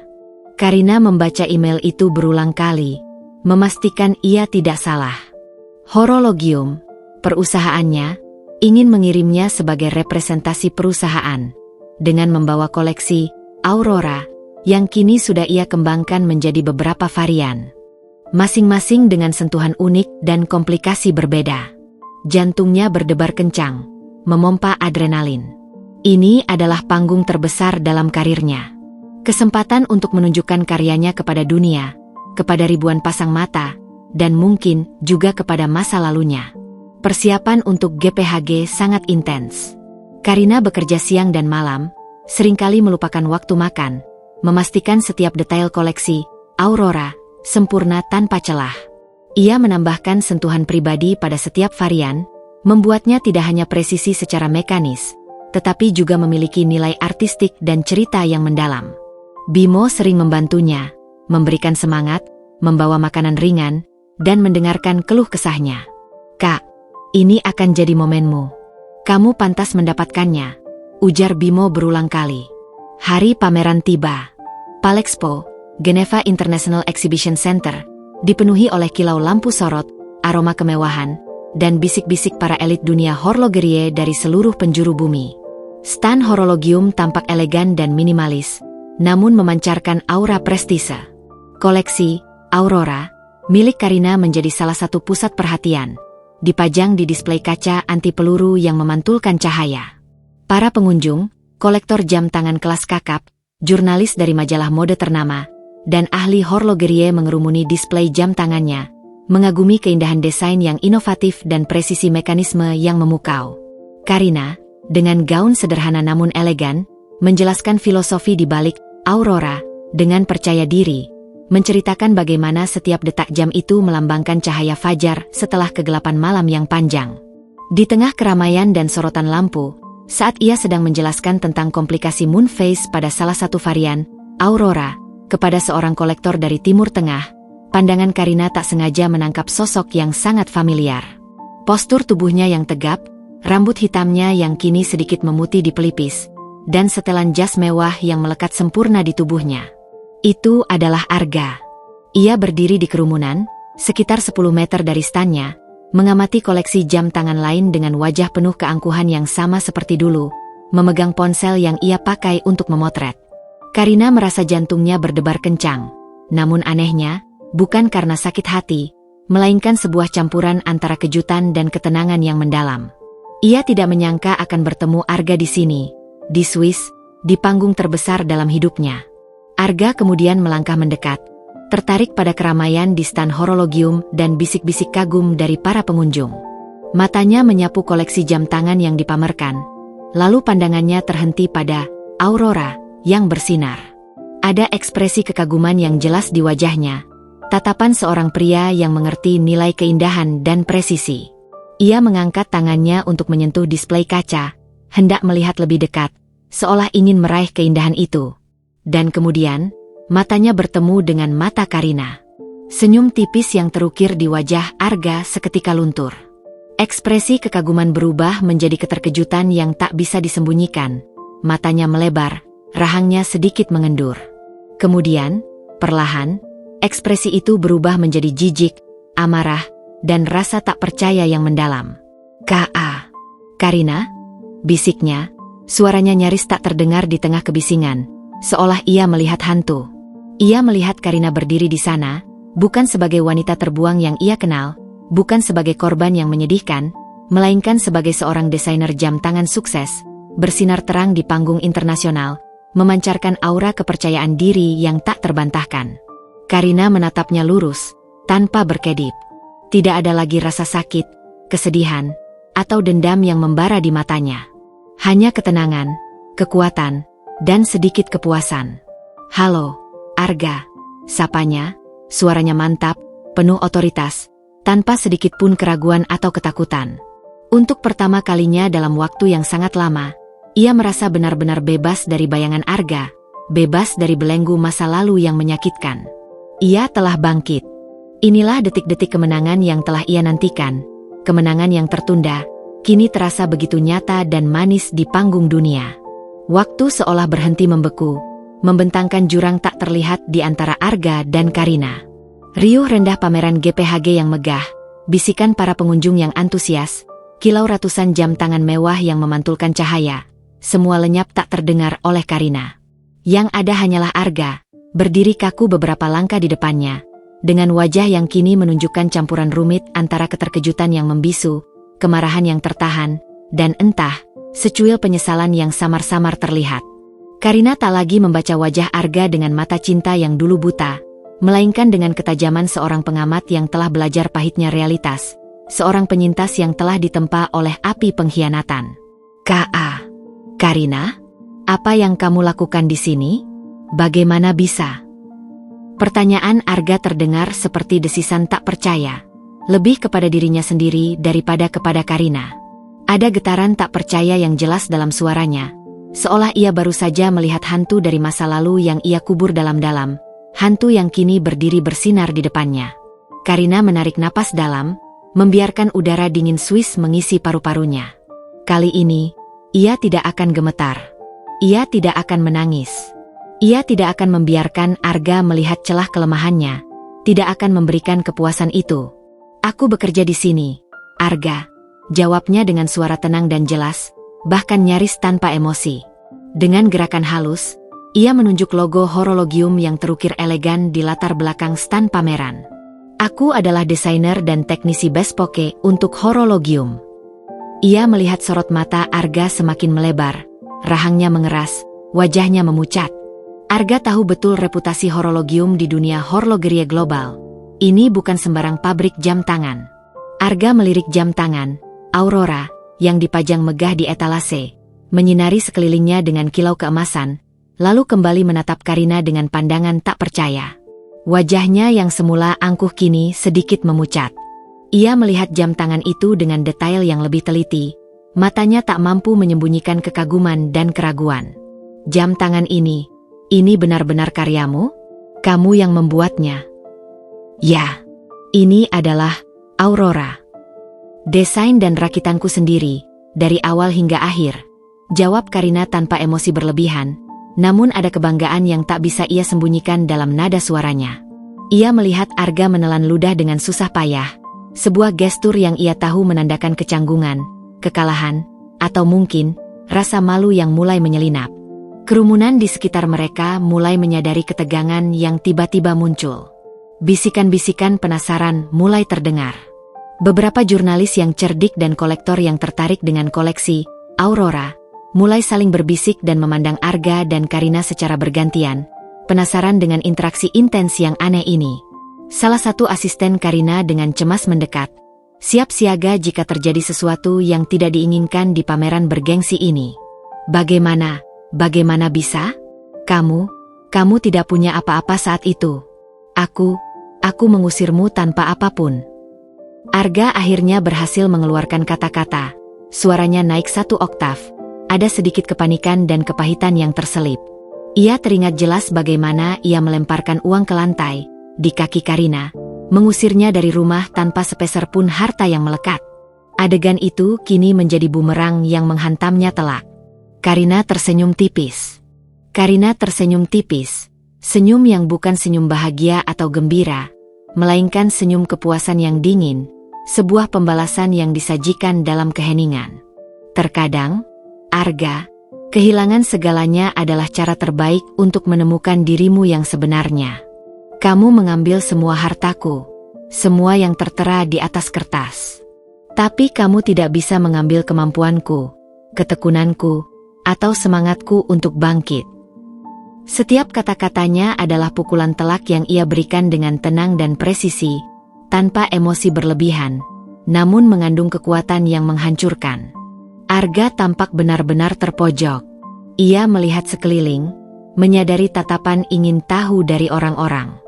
Harga dirinya, yang selama ini dibangun di atas pondasi kekuasaan, kekayaan, dan citra sempurna, kini sedikit demi sedikit runtuh di hadapan seorang wanita yang pernah ia buang dan remehkan. Ia melihat keberhasilan Karina, yang terpampang nyata dan tak terbantahkan dalam bentuk jam tangan, Aurora, yang kini menjadi buah bibir pameran, bahkan mungkin akan memenangkan penghargaan. Sebuah pengakuan tak terucap, sebuah kesadaran yang pahit, bahwa ia telah meremehkan Karina, meremehkan kekuatan jiwa wanita yang ia injak-injak dengan begitu kejam.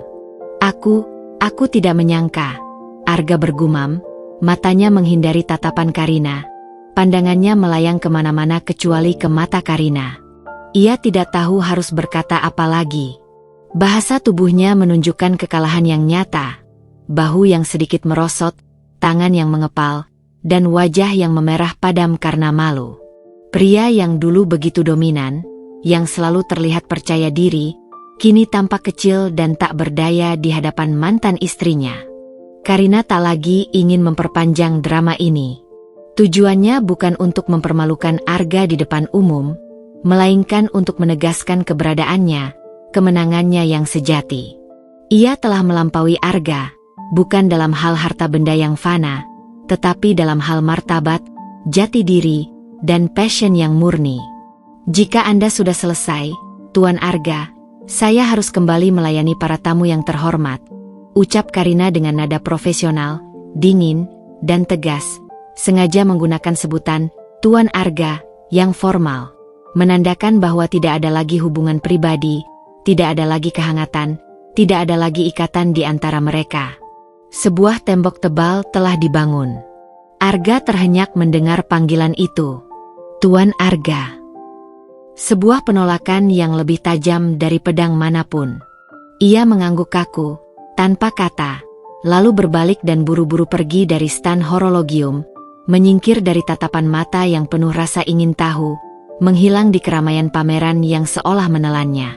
Langkahnya tidak lagi tegap dan angkuh, melainkan terburu-buru, seperti orang yang melarikan diri dari sebuah kenyataan pahit yang baru saja menghantamnya. Karina melihat punggung Arga yang menjauh, perlahan menghilang dari pandangannya. Tidak ada kegembiraan meledak-ledak atau sorakan kemenangan dalam dirinya.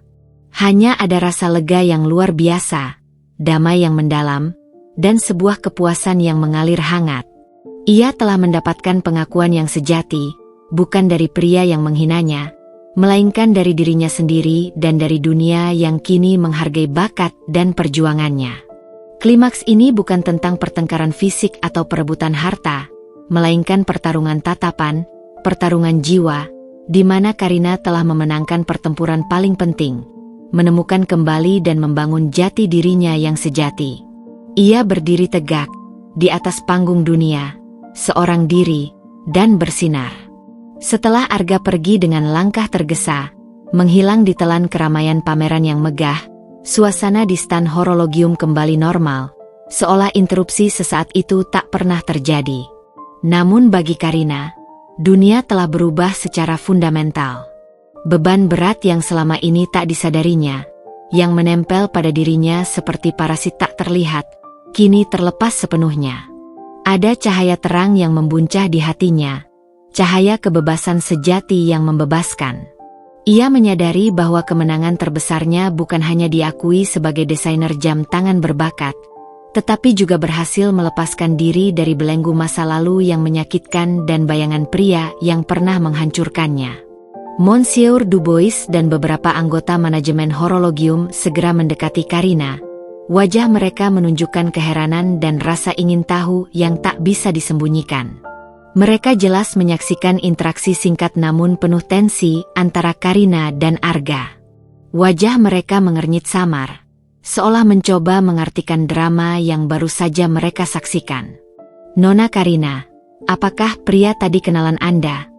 tanya Monsieur Dubois hati-hati, suaranya sedikit melunak, ada nada protektif dan simpati yang terselip. Ia melihat kemarahan di mata Arga dan ketenangan di mata Karina. Karina tersenyum tipis, senyum yang merekah dari lubuk hati terdalam, bukan senyum palsu seperti dulu. "Dia adalah masa lalu saya, Monsieur. Masa lalu yang kini tidak lagi berarti, dan tidak akan pernah saya biarkan menyentuh masa depan saya." Ia tidak perlu menjelaskan lebih jauh. Tatapan mata Monsieur Dubois dan para manajer lain memahami. Mereka melihat bukan hanya seorang desainer brilian, tetapi juga seorang wanita yang telah melalui badai hebat dan bangkit dengan gagah berani, lebih kuat dari sebelumnya.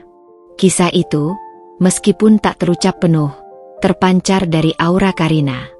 Sejak hari itu, karir Karina melesat bagaikan roket yang melesat ke angkasa. Koleksi Aurora mendapatkan pujian kritis yang luar biasa dari berbagai jurnalis internasional terkemuka, seperti Hodinkee dan Watchtime. Artikel-artikel tentang desain inovatifnya yang memadukan keindahan estetika dengan presisi mekanis, serta kisah inspiratif di balik pembuatannya, tersebar luas di majalah-majalah horlogerie terkemuka di seluruh dunia. Ia diundang menjadi pembicara tamu di berbagai forum industri jam tangan, menceritakan perjalanannya dari kehancuran menuju penemuan diri dan kejayaan. Horologium, dengan bangga, menjadikannya salah satu ikon utama mereka, menempatkan wajahnya di kampanye iklan global. Hidup Karina kini jauh dari kemewahan semu dan tuntutan sosial yang dulu mencekiknya. Ia masih tinggal di apartemennya, kini sedikit lebih besar dan nyaman berkat kenaikan gajinya yang signifikan, tetapi tetap sederhana jika dibandingkan dengan istananya dulu di Jakarta. Ia tidak lagi mengejar barang-barang mewah, tas desainer terbaru, atau status sosial yang hanya fata morgana. Kebahagiaannya yang sejati kini datang dari setiap jam tangan yang ia ciptakan, dari setiap detak mesin yang ia rakit dengan tangannya sendiri, dari setiap ide yang ia tuangkan menjadi kenyataan. Ia menemukan kedamaian yang mendalam dalam proses kreatif, dalam belajar tanpa henti dari setiap tantangan, dan dalam kontribusi nyata yang ia berikan pada seni horlogerie. Ia seringkali menghabiskan malam di bengkel pribadinya, dikelilingi mesin dan perkakas, merasa lebih hidup dari sebelumnya. Hubungannya dengan Bimo semakin solid, menjadi sebuah ikatan persaudaraan yang tak tergoyahkan. Bimo adalah saksi bisu setiap langkah perjalanannya, dari titik terendah hingga puncaknya, dan menjadi sahabat sejati yang selalu mendukung tanpa pamrih. Mereka sering menghabiskan waktu bersama, berbagi tawa dan cerita, tanpa beban masa lalu yang mengikat. Bimo sering bercanda bahwa Karina kini adalah kakak kaya raya yang tetap sederhana. Tentu saja, Arga tidak pernah lagi muncul dalam hidupnya. Informasi terakhir yang Karina dengar melalui Bimo, yang sesekali masih berinteraksi dengan lingkaran sosial di Jakarta, adalah bahwa bisnis properti Arga di Indonesia memang terus berkembang pesat, meraih keuntungan miliaran. Namun, rumor mengatakan bahwa kehidupan pribadinya kacau balau, sering berganti pasangan, terjebak dalam lingkaran kemewahan hampa, dan tidak pernah menemukan kebahagiaan sejati. Arga, si pria ambisius itu, dikabarkan semakin kesepian di puncak kesuksesan finansialnya. Karina tidak lagi peduli. Kisah Arga sudah bukan bagian dari ceritanya. Itu adalah bab yang telah lama ditutup. Beberapa tahun kemudian, di sebuah pameran eksklusif di Paris, Karina merilis koleksi jam tangan barunya yang sangat dinantikan, yang ia namakan Phoenix. Jam tangan ini memadukan desain klasik Swiss yang elegan dengan sentuhan modern yang berani dan inovatif, dilengkapi dengan komplikasi mekanis yang sangat langka dan belum pernah ada sebelumnya. Dalam sebuah wawancara eksklusif dengan majalah horlogerie terkemuka dunia, Revolution Watch, seorang jurnalis bertanya kepadanya tentang filosofi di balik nama Phoenix yang penuh makna. Karina tersenyum, menatap lurus ke kamera, matanya memancarkan ketenangan dan kekuatan. Phoenix adalah simbol kebangkitan dari abu, sebuah representasi dari harapan dan ketahanan. Setiap orang pasti pernah mengalami kegagalan, kehancuran, atau titik terendah dalam hidup. Namun, yang terpenting bukanlah seberapa keras kita jatuh, melainkan seberapa kuat kita bangkit kembali, membangun diri dari nol, dan menemukan cahaya di tengah kegelapan yang paling pekat. Ia melihat jam tangan, Phoenix, di pergelangan tangannya. Jarumnya berdetak pelan dan stabil. Setiap detik adalah bukti nyata dari perjalanannya yang luar biasa. Ia telah kehilangan harta, namun mendapatkan kembali dirinya yang sejati. Ia telah dibuang dan diremehkan, namun kini dihormati dan dikagumi. Ia telah menangis sendirian dalam kegelapan, namun kini tersenyum terang di bawah sorotan panggung dunia.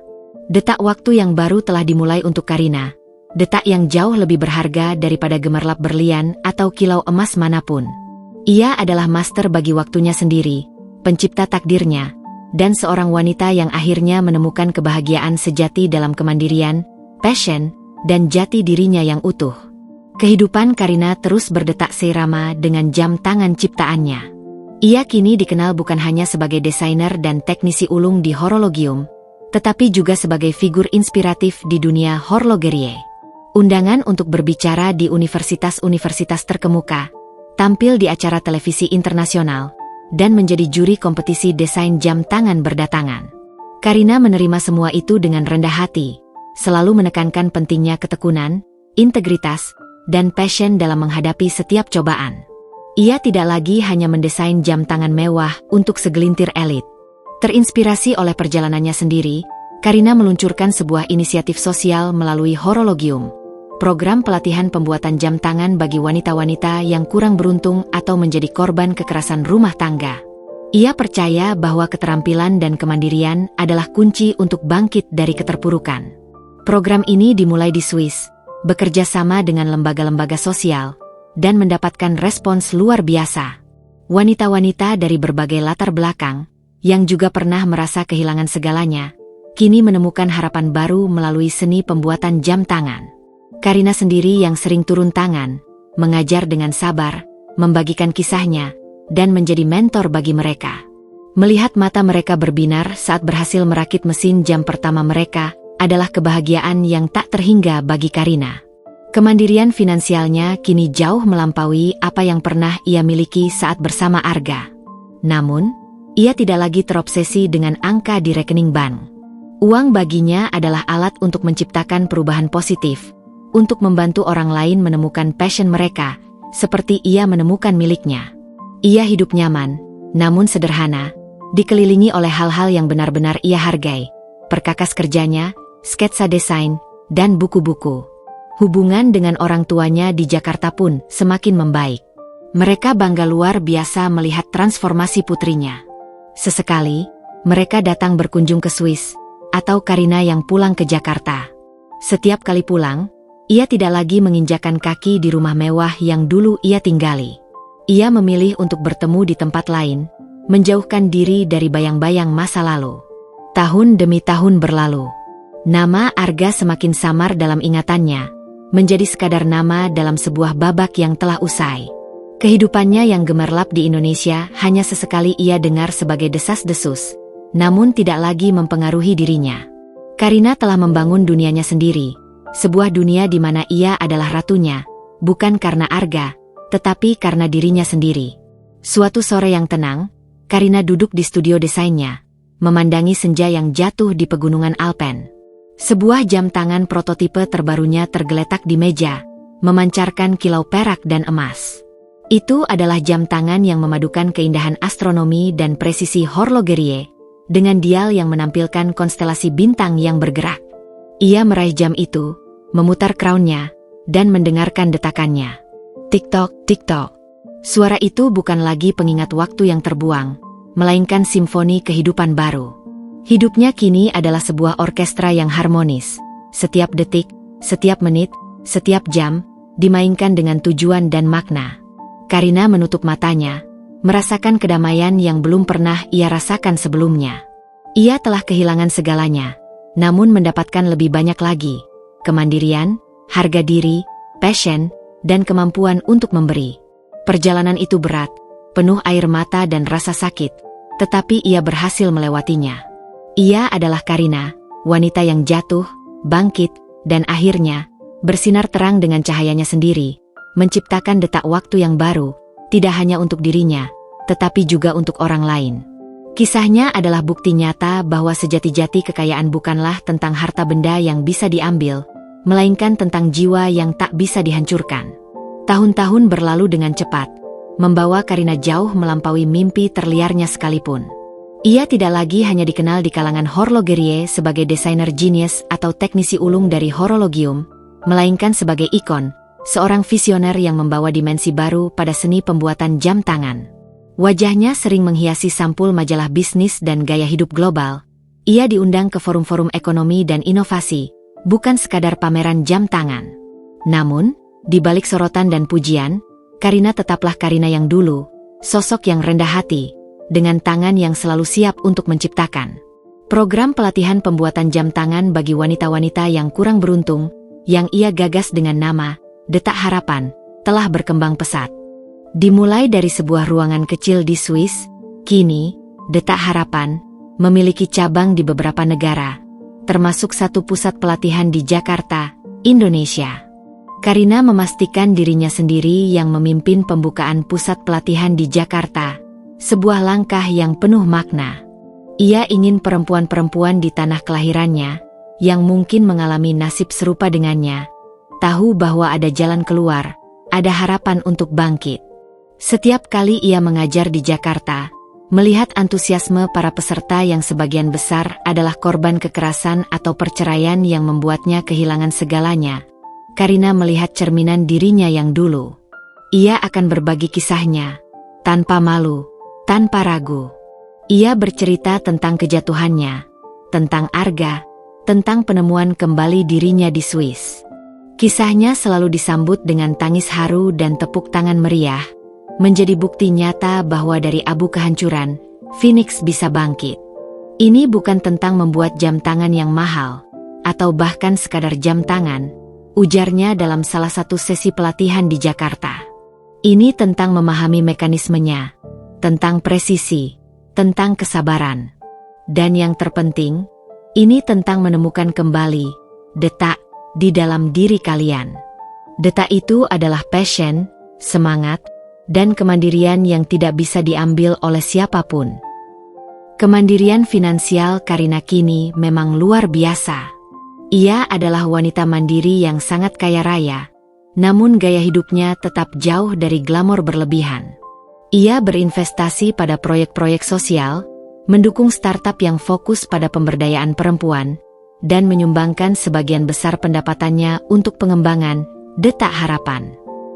Ia memiliki jet pribadi untuk perjalanannya yang padat, namun saat tidak bekerja, ia masih lebih memilih menghabiskan waktu di apartemen sederhananya di Neuchâtel, dikelilingi buku, sketsa, dan perkakas jam. Hubungannya dengan Bimo semakin mendalam. Bimo kini menjabat sebagai direktur operasional untuk Detak Harapan, cabang Swiss, menjadi tangan kanan Karina dalam menyebarkan visinya. Mereka adalah tim yang tak terpisahkan, berbagi tawa dan dukungan dalam setiap langkah. Mengenai Arga, kabar terakhir yang ia dengar, beberapa tahun setelah pertemuan di GPHG, adalah bahwa bisnis propertinya mengalami gejolak. Spekulasi yang berlebihan dan manajemen yang kurang hati-hati membuat Arga mengalami kerugian besar. Ia tidak bangkrut, namun reputasinya tercoreng dan kekayaannya menyusut drastis. Karina tidak merasakan euforia atau rasa puas. Ia hanya merasakan sebuah konfirmasi bahwa kekayaan yang dibangun di atas pondasi kebohongan dan kehancuran orang lain, pada akhirnya tidak akan pernah bertahan lama. Suatu sore di Jakarta, Karina duduk di beranda belakang rumah orang tuanya, tempat dulu ia menemukan ide tentang jam tangan. Ia melihat ibunya menyirami tanaman, dan ayahnya membaca koran. Sebuah kehidupan yang sederhana, namun penuh cinta dan ketenangan. Di pergelangan tangannya, melingkar sebuah jam tangan prototipe unik yang ia buat khusus untuk dirinya sendiri. Jam itu memiliki dial transparan, menampakkan seluruh mekanisme mesin yang berdetak dengan indah, setiap roda gigi bergerak sempurna, setiap pegas meregang dan mengendur dengan ritmis. Ia tersenyum, menatap jam itu. Tik-tok, tik-tok. Detak waktu itu bukan lagi sekadar penanda detik, menit, atau jam. Itu adalah simfoni kehidupannya yang baru, sebuah melodi kebangkitan dan keberanian. Karina telah menciptakan lebih dari sekadar jam tangan. Ia telah menciptakan warisan detak hati yang mengajarkan bahwa kekuatan sejati bukan terletak pada apa yang bisa dimiliki, melainkan pada apa yang bisa dibangun kembali, dan apa yang bisa diberikan kepada dunia. Ia adalah Karina, sang Phoenix yang telah membuktikan bahwa meskipun badai bisa menghancurkan segalanya, ia tidak akan pernah bisa memadamkan cahaya dari jiwa yang tangguh.